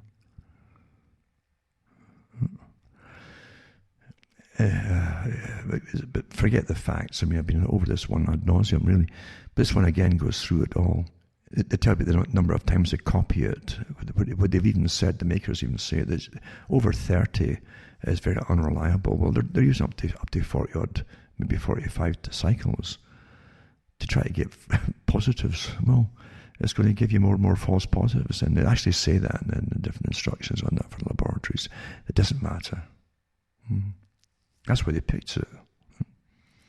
Wherever you go in the world before coronavirus, you're going to find all kinds of possible bits and pieces of viruses, of coronaviruses. But it didn't have a political purpose at that time. It says the RT-PCR test doesn't reveal any virus, but only parts, specific gene sequences of the virus, you see.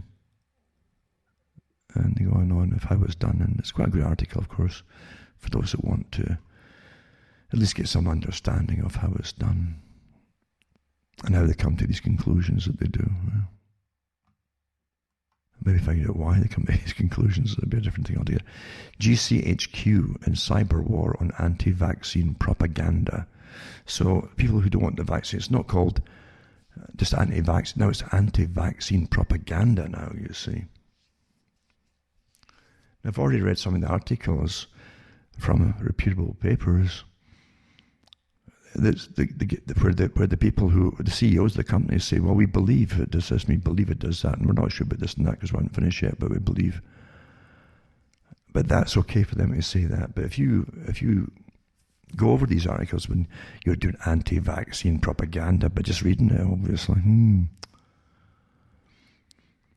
So the GCHQ in Britain, it says the spy agencies using tools developed to disrupt terrorist groups to tackle disinformation online and on social media.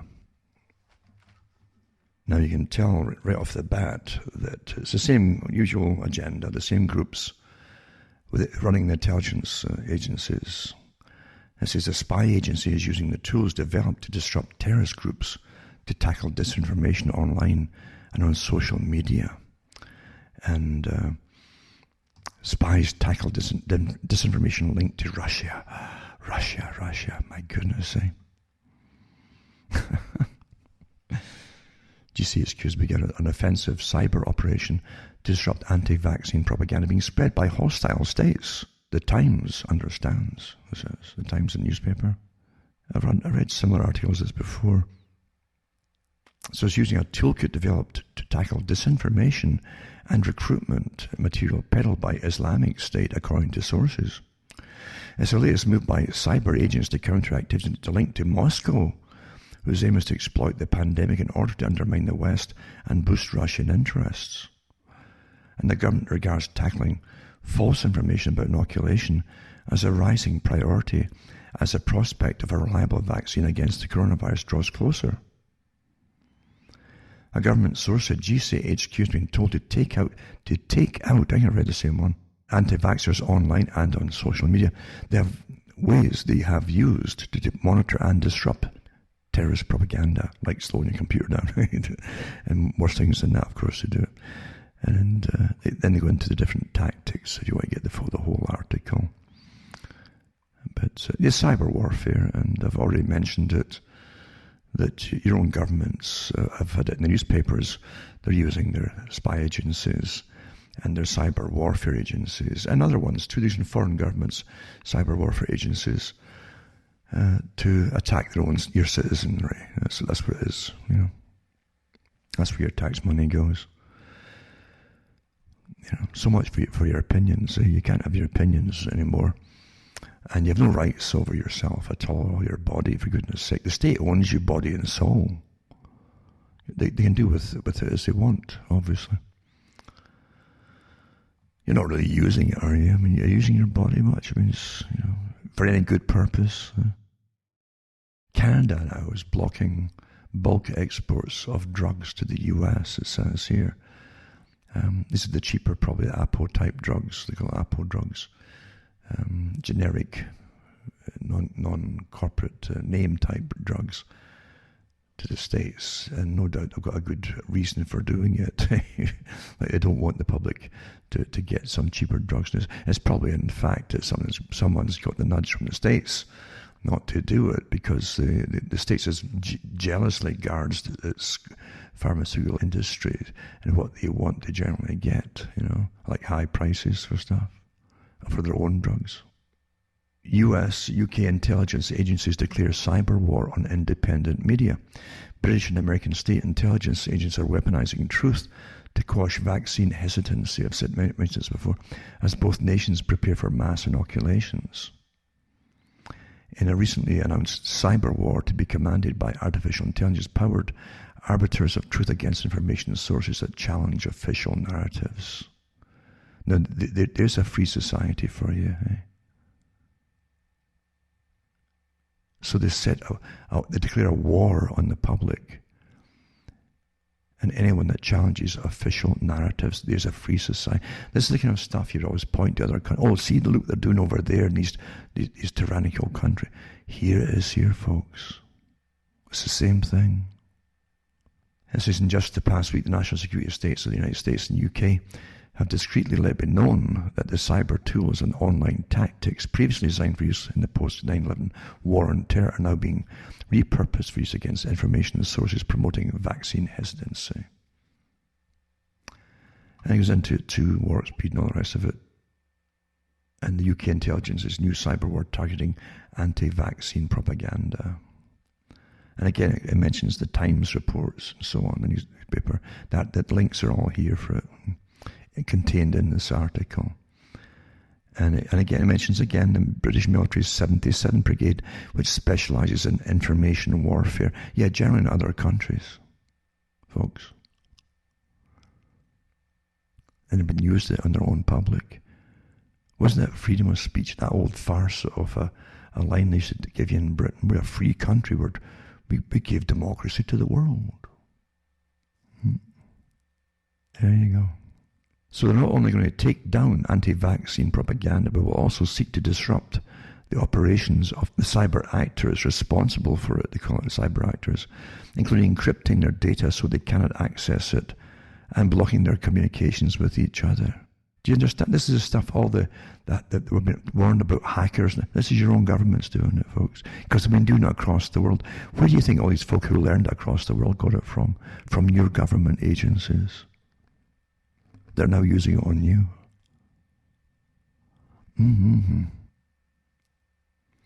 they're using the Five Eyes Alliance. You see, they're using US, Australia, New Zealand, Canada.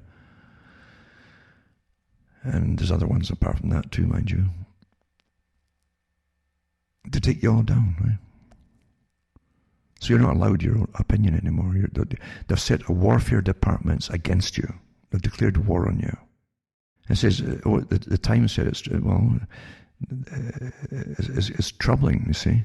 It says, this is highly troubling given that the US recently seized the domains of many sites, including the American Herald Tribune, which it erroneously labeled as Iranian propaganda. Despite its editor-in-chief Anthony Hall being based in Canada, and the US government made this claim about the American Herald Tribune after the cybersecurity firm FireEye, a US government contractor, stated that it had moderate confidence that the site had been founded in Iran. Moderate confidence. In addition, the fact that the GCHQ has alleged that most of the sites it plans to target are linked to Moscow. Come on. Gives further causes for concern that the UK government was caught funding the Institute for Statecraft's Integrity Initiative, which falsely labelled critics of the UK government's actions, as well as its narratives with respect to the Syria conflict, as being related to Russian disinformation campaigns. No, they're at war with you people. Yeah. And it's got all the links on it too, to what they're talking about here in the article again, which is the way it should be. And so it's not just made up nonsense. It's got a lot of good information on it. But yeah, this is the end of any free society, any modicum of a free society. This is the end of it. We never really had free societies. Not completely free. I mean, true free society would be anarchy. And that's the fact of it too, because true anarchy would have no authority at all, you see. You couldn't get any further right-wing than that. The abolition of it. And some of the old anarchists used to preach that too. That's what even the saying came from too. Don't tread on me with the snake, and so on. That symbology was I won't bother you if you won't bother me, you know. And that was the idea of real independent anarchy, not these managed anarchists that are part of a government-funded psyop, you know, irregular warfare. Anti-lockdown protests all across Europe, increasingly draconian lockdown measures, economic destitution and sweeping police powers are evaporating public trust and eroding public patience, it says. And sure enough, I mean, last week you had lots of demonstrations going on across the European countries. Very quiet in Canada and the States, I think, in a way. Unless I've missed something, maybe, which is possible. I don't watch TV, so I don't really know. There's some smaller protests in Canada. Doug Ford in Ontario, he slams the anti-lockdown protesters outside his home as buffoons. That's very descriptive. They're buffoons. And he doesn't go into the point of their anger, naturally, just to call some nasty names like buffoons. And he says that COVID-19 vaccine will bring life back to normal. Now, the people I just read the articles, you just have to wear a mask and have 6 feet apart and all the rest of it. So he's not he's speaking an untruth, I would say, in their terminology. Yeah? They don't say lies, they say untruths. Doug Ford warns of possible lockdown, new restrictions as Ontario's COVID-19 cases rise, because they're testing more people, you see. Yeah. But they're buffoons. Yeah, there you go. And New York Times talks about Iran's top nuclear scientist killed in ambush, the state media say. So it's on the go there. A brazen killing, eh? It says the scientist Mohsen Fakhrizadeh, believed to be 59, has been considered the driving force behind Iran's nuclear weapons program for 2 decades. And it says part of the effort was quietly disbanded after the early 2000s, according to American intelligence assessments and Iranian nuclear disarmaments, a document stolen by Israel, it says. One American official, along with 2 other intelligence officials, said that Israel was behind the attack on the scientists. Remember, a few years ago they were doing that too, with the sticky bombs, they call them, something that was invented, I think, in World War II, and for tanks. And you basically pulled a wrapper off the thing, and it looked like a ball with a stick in it, really, but the sticky goo on the outside, and you just whack it against the side of a tank, for instance, after you pulled the pin, and ran, and it would blow up. You see, it would stick to the tank. But a few years ago, they were doing that with cars. And it was thought to be, it was agencies, again, from outside, and Israel and so on, would go in to Iran and blow up different scientists who were in some of the cars. And these guys with the sticky bombs would be driving motorbikes and just stick it to it, bump, and then boom, up it went.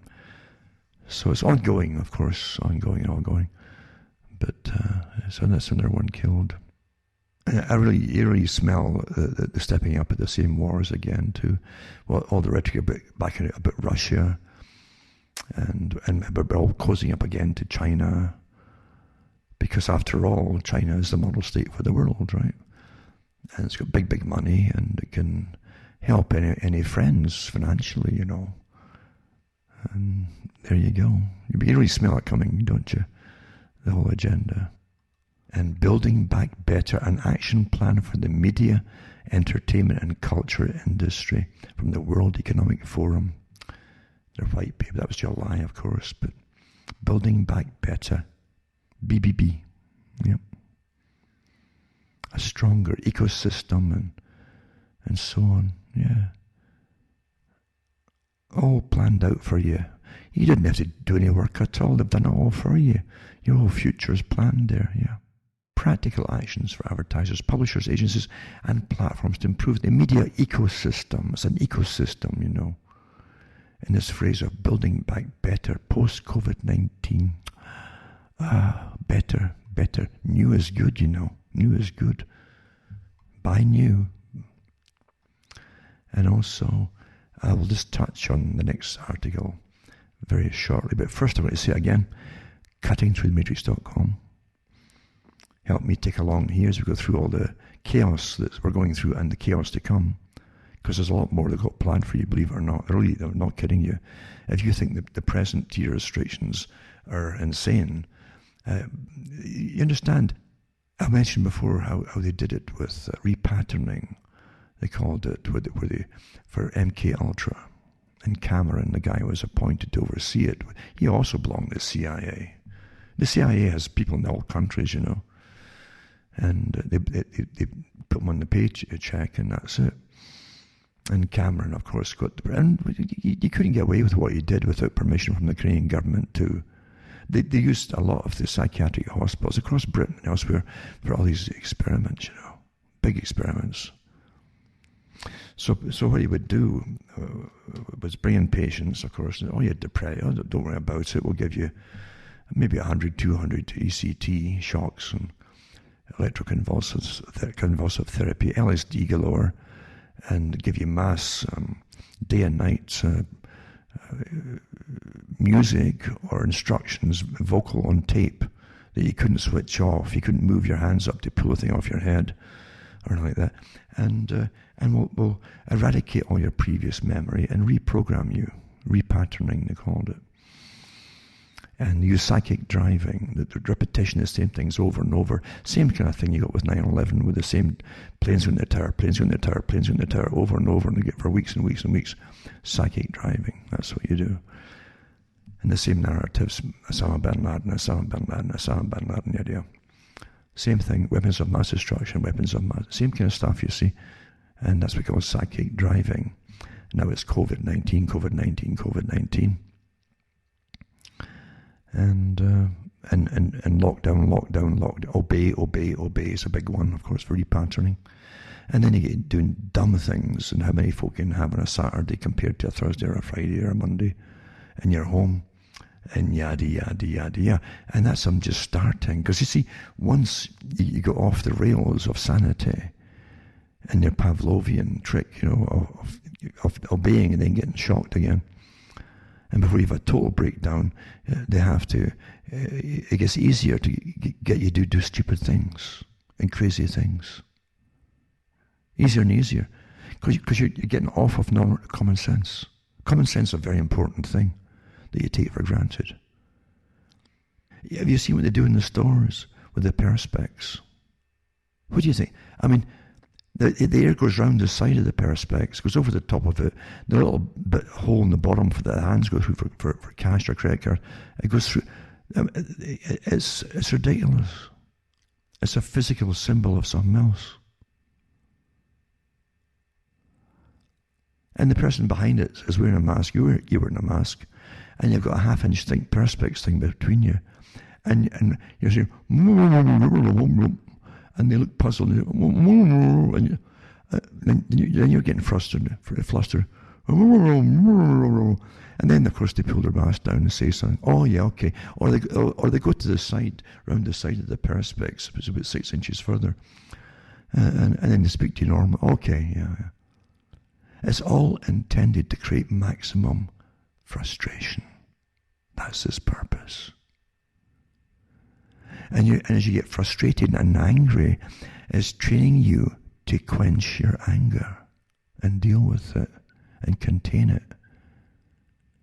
No, anger is a kind of natural response to absurd situations. Anger is a self-preservation mechanism. In the right circumstances, you're being trained to suppress it. So they increase it, and they train you to suppress it. Do you understand what's happening? Repatterning of behavior. That's all happening. Pavlov's dog. Shock, shock, until you get a breakdown. Shock, shock, shock. Be good, be a good little dog. Stand over there and get your dinner. Then you do it and do it, and then suddenly you get shocked one day, and you have a breakdown. You're doing the right thing. Isn't that what I was supposed to do? Was it, Master? Yeah. This is massive, massive psychological warfare. As I've said it before, you've got all kinds of behaviorists and experts. It's interesting how someone who was pushing nothing but voting for the last few years as a front goes back on track after it's all over with Trump, and just repeating my stuff verbatim to try to get some credence back. I get a chuckle at that one too. Yeah, you get all kinds of experts and psychologists, behaviorists, and neurologists all on board working against us all to again break down. What do you think rebuilding is? Rebuilding is destroying existing. That's your sanity. It isn't just rebuilding society by itself. You got to destroy it first, then you rebuild it. You get in the picture. It's awfully important, that rebuilding. Then you break down in the patterning behavior. You break down, eradicate, you wipe the mind and memories. And then you reprogram it with new memories, new normals, new everything. It's new ways of behavior. That's rebuilding back better, you see. Building back better. Repatterning. Training you to be a different kind of human. More compliant, obedient, absolutely, by suppressing your frustrations, and which lead to anger, and suppressing your righteous anger. That's how you do it, folks.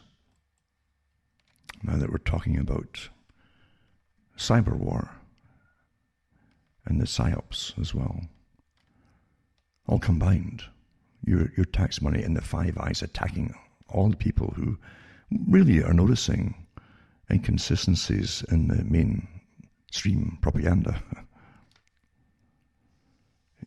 Of course, that's a black mark. We're calling them, their articles propaganda. As they call you a propagandist for noticing their articles. And as you counter it. This is warfare, you see. The dark arts, as they call it. And it says that this article here is from, long article by the way, it's a 240-odd page article from the Department of Defense. And it does just touch on it at the beginning of this chapter 1. A little bit about the backgrounds of the methods that will be used. The U.S. is not unpracticed in using many of these methods. It's accustomed to wielding, this is unconventional warfare, to wielding all instruments of national power. Right? As the dawn of the 21st century, the United States still enjoys the largest economy in the world. That was then, a few years ago, and continues to wield enormous economical and financial influence. So then it goes into the reach for all these instruments is paralleled by intelligence and law enforcement instruments that provide constant feedback of information and respect for international codes of behavior. Failing a peaceful resolution of international competition, the U.S. has attested military capability to use unconventional warfare. Although such special operations are inherently joint missions of the USOCOM, that's USSOCOM, the capability has traditionally and primarily resided in ARSOF, ARSOF.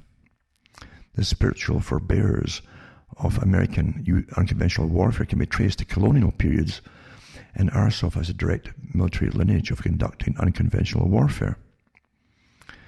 The U.S. has conducted unconventional warfare in support of resistance movements, insurgencies. Now, this is important because if you study into it, you'll find really the whole idea of the riots and demonstrations were part of insurgencies, standard killer revolutions. And ongoing or pending conventional military operations, it has operated by, with, or through irregular forces against a variety of states and non-state opponents. Such sensitive operations are a highly valued component and a specific application of the military instrument of national power. RSOF, unconventional warfare, properly employed within the context of all such power, effectively integrated, is more relevant than ever in the 21st century international environment. And then they go into a bit of history of unconventional warfare, how it was originated in the creation of the OSS as the precursor to the CIA during World War II, and is generally defined in terms of guerrilla and covert operations in enemy-held or influenced territory.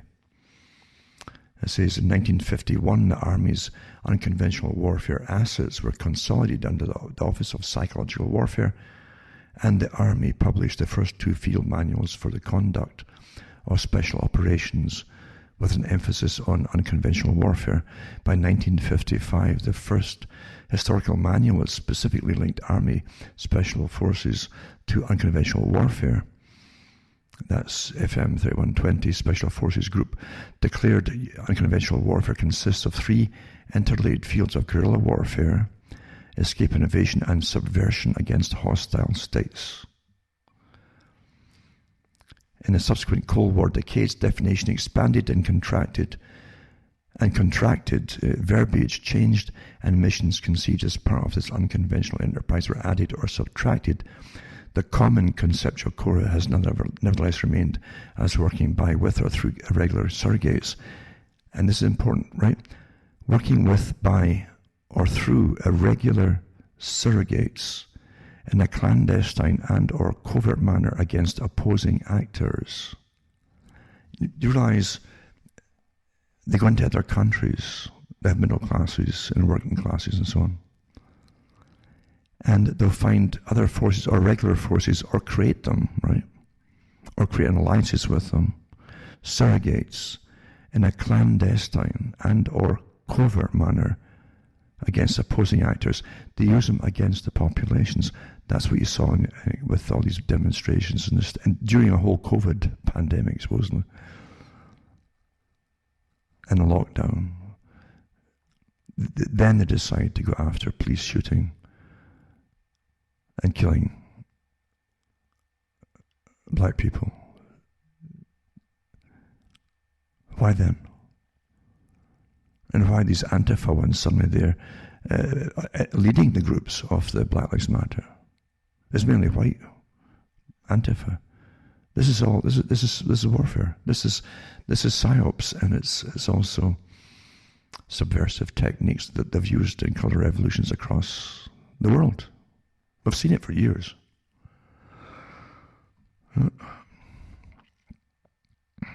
So you understand the terminology here.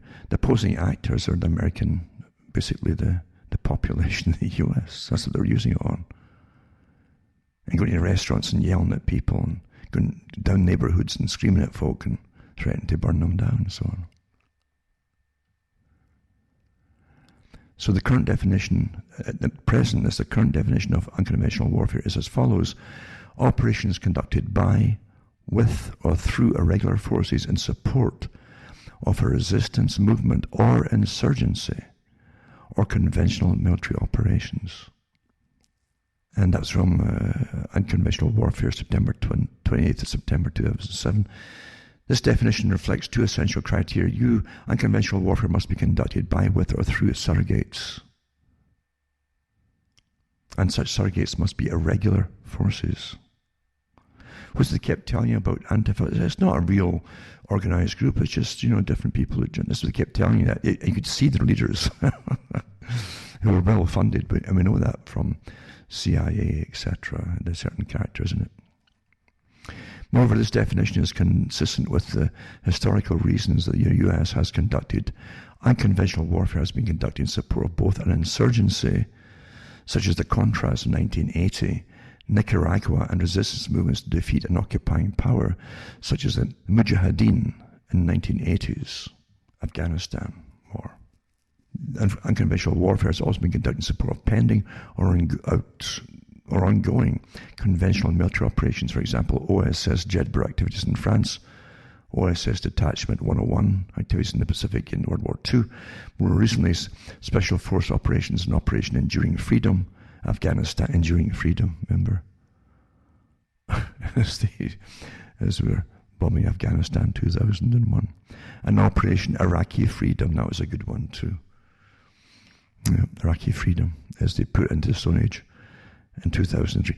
Finally, and in keeping with the clandestine and or covert nature of historical unconventional warfare operations as involved the conduct of classified surrogate operations. Details of classified operations on FM 30420 or 2 Special Forces Operations and FM 3-05.201. The definition establishes a litmus test for clearly differentiating unconventional warfare from other activities and clearly establishes the purpose for conducting unconventional warfare, including the idea of by, with, or through surrogates, eliminates any confusion with unilateral direct action, special reconnaissance, or counter-terrorism. We've got all of it happening in North America. They all sided with counter-terrorism, didn't it? The war on terror. Identifying the historical demonstrated use of irregular forces as surrogates in the definition eliminates any confusion with foreign internal defense or coalition activities using irregular forces. The clearly stated purpose of unconventional warfare to support insurgencies, resistance movements, and conventional military operations not only eliminates the possibility of incorrectly characterizing unconventional warfare as solely an IW activity, but articulates unconventional warfare's relevance to the Army and joint forces by specifying support to other operations.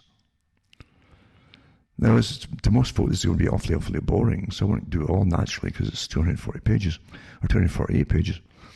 But just go into irregular forces, it gives you classifications and clarifications of the different kinds of forces that they use.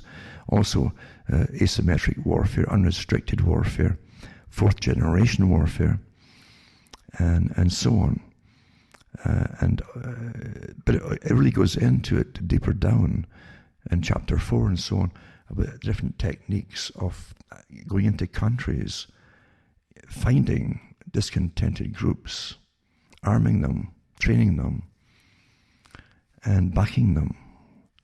And if they don't exist, you basically create them, you know.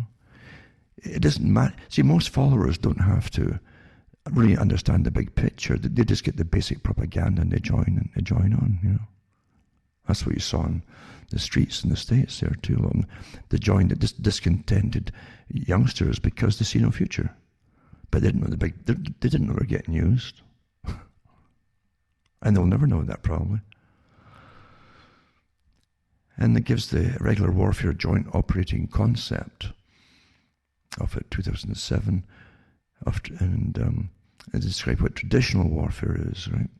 It's rather obvious what it is and what its purpose is by the different groups that are involved. Irregular warfare goes into the risk adding further confusion to what is unconventional in warfare. And then they differentiate IW from conventional warfare and unconventional and so on. So they give you state and non-state actors struggling for legitimacy and influence over the relevant populations. I'll say that again. Just think back to the summer here of discontent, where during a pandemic, supposedly, as decided then, and even came out in the manual for Antifa, that they look for sparks, basically, for heightened emotion, and they jump on the bandwagon.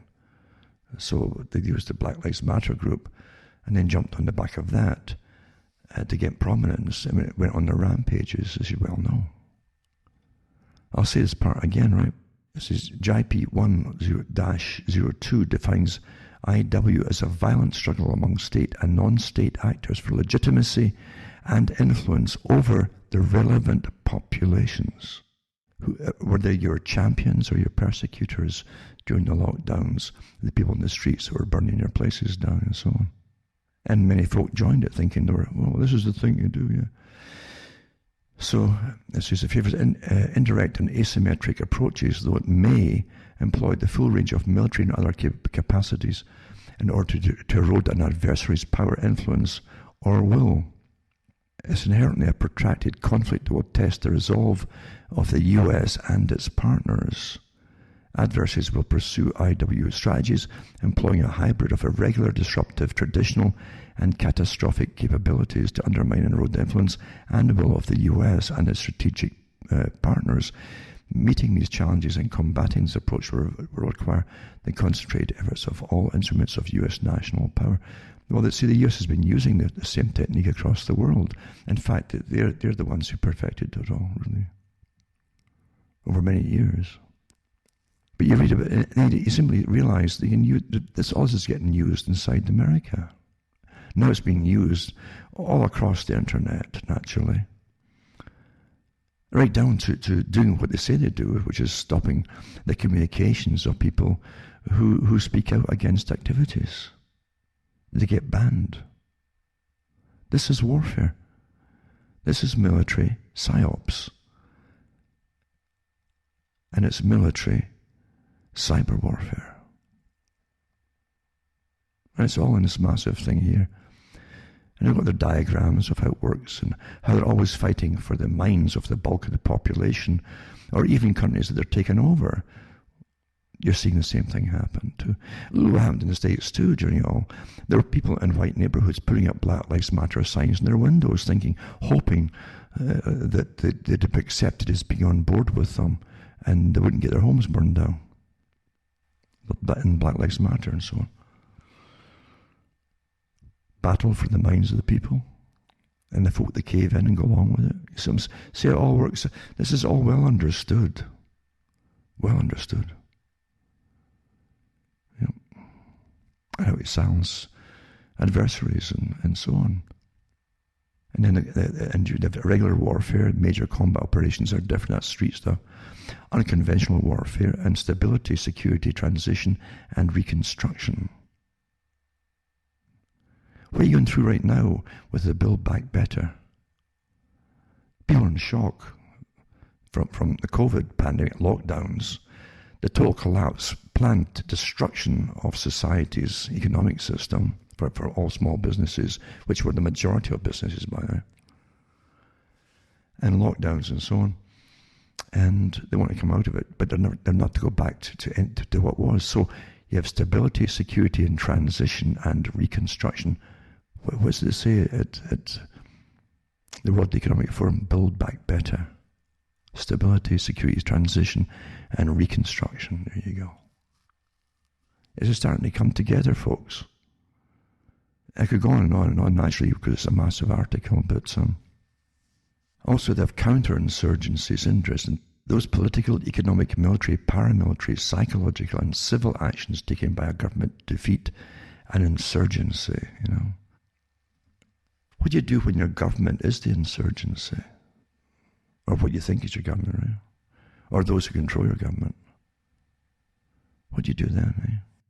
But this article goes on, and I think chapter 4, they go into more to do with special forces. They use lots of guys who are really on the payroll, but they're really classified as private companies now, and special forces that deal with all. That's what most of your cyber warfare is to do with that too. But so much of this is to do with techniques, you see, and how they plan, they evaluate and feedback, they have collection of data, dissemination, integration, processing and exploitation, and analysis and production, and their mission. It's all done beforehand, you see. And it's so easy in real time now. And how to get into anybody's internet system, alter and then persuade them or alter their perceptions of things without them even knowing it's happening. Well, so what do you do when your own military system is turned against you? The people that pay their paychecks, the taxpayers. And they go into the financial instruments of national power, which can give you the prosperity and stability in the States.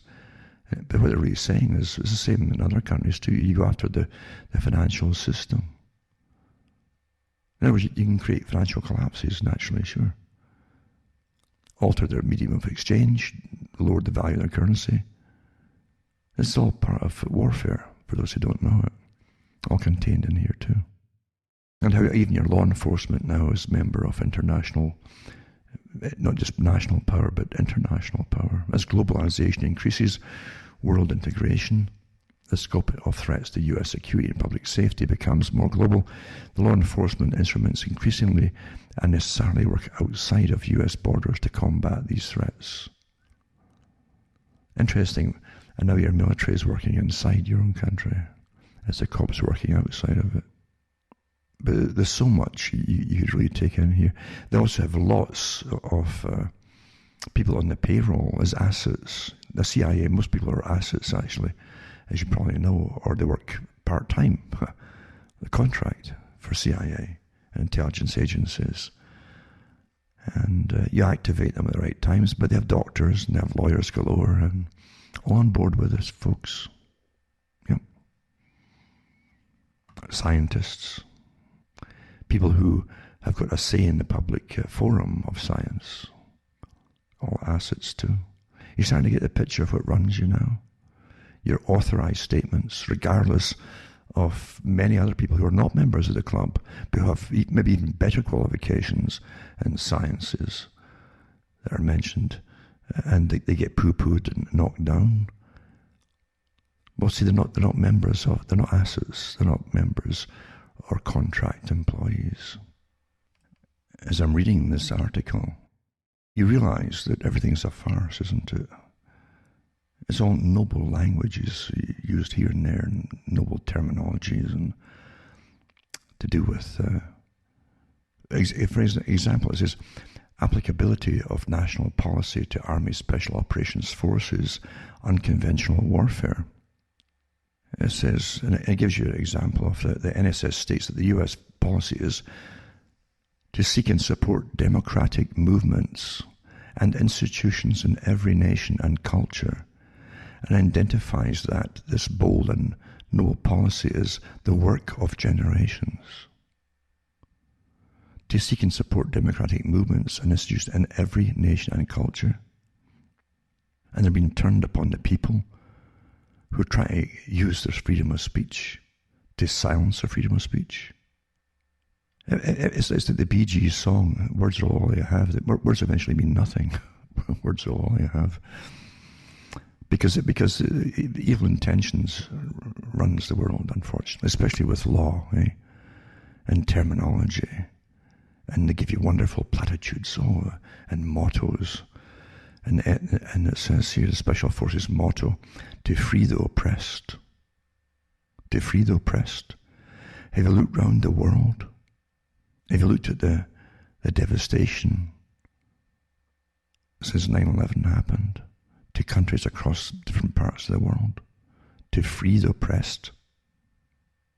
The seeking out and supporting of democratic movements, even within non-democratic state regimes, imply the utility of ARSOF, unconventional warfare, in denied, hostile, and sensitive areas. The focused persistence required for a generational effort is consistent with the long-term shaping political work and partner organization building fundamental to understanding unconventional warfare. And they also use stacks and stacks of non-governmental organizations, by the way, across the world.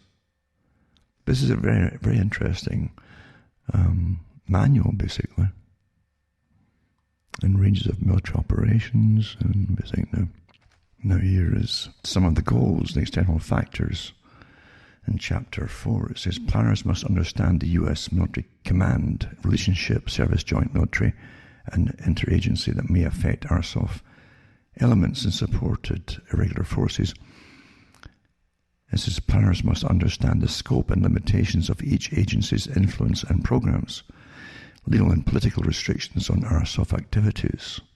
Well, they've already been given a wide range in the Americas by our own governments. Sources and assistance available to ARSOF to further assure mission accomplishment. Role of the U.S. media and the international press is essential for warfare purposes. I'll say that again. Role of the U.S. media and the international press. Intent and goals of the U.S. government, I guess, USG. Intent and goals of non-governmental organizations. Humanitarian relief organizations under key civilian agencies in the UWOA, command relationships of international agencies and NGOs with representatives of the USG, intent and goals of international agencies such as the United Nations or North Atlantic Treaty Organizations, and applicable ROE and so on. But anyway, the main part is you got to have the media on board with you, the international press as well, and recognize political implications. Facilitate interagency activities of those involved, and engage the threat discriminatingly. The third component of engaging threats discriminately deals with tactical consideration. RSOF must carefully target tactical operations in unconventional warfare to ensure success and avoid alienating the civilian population. This is all like psyops and cyber warfare, and propaganda, etc. And the long-term effects as well. It's a battle, like I said before, for the population and for their minds, which leads to a form of allegiance, at least compliance, you see. And so they'll use inside your own nation the pros and cons. If there's division there, they'll pick the sides they want to win, and give them the more credence, apparent credence over the other ones, even though it might not be legitimate to the credence part of it is, or true. It's what appears to be true. It's all perception management, you see. Anticipate and control psychological effects. All operations and activities in a conventional warfare environment have significant psychological effects. Combat operations and civic action programs are two examples of the type of operations activities with obvious psychological effects. They must strive to ensure that all audiences understand operations. Losing control of perceptions, perception management, may result in a distortion of facts and might even diminish or destroy the gains or even superbly planned and executed missions. And what they're trying to do too in countries that they go into is find out leaders. They're opposed to them, their forces coming in, right? And then you find ways to discredit those leaders in the eyes of the public. Well, that's the same as the psyops they do inside your own nations. That's what they're doing now. That's what the governments have said in the mainstream articles, is that they've declared war upon their own peoples. This is a dangerous thing to have, folks. Dangerous, dangerous.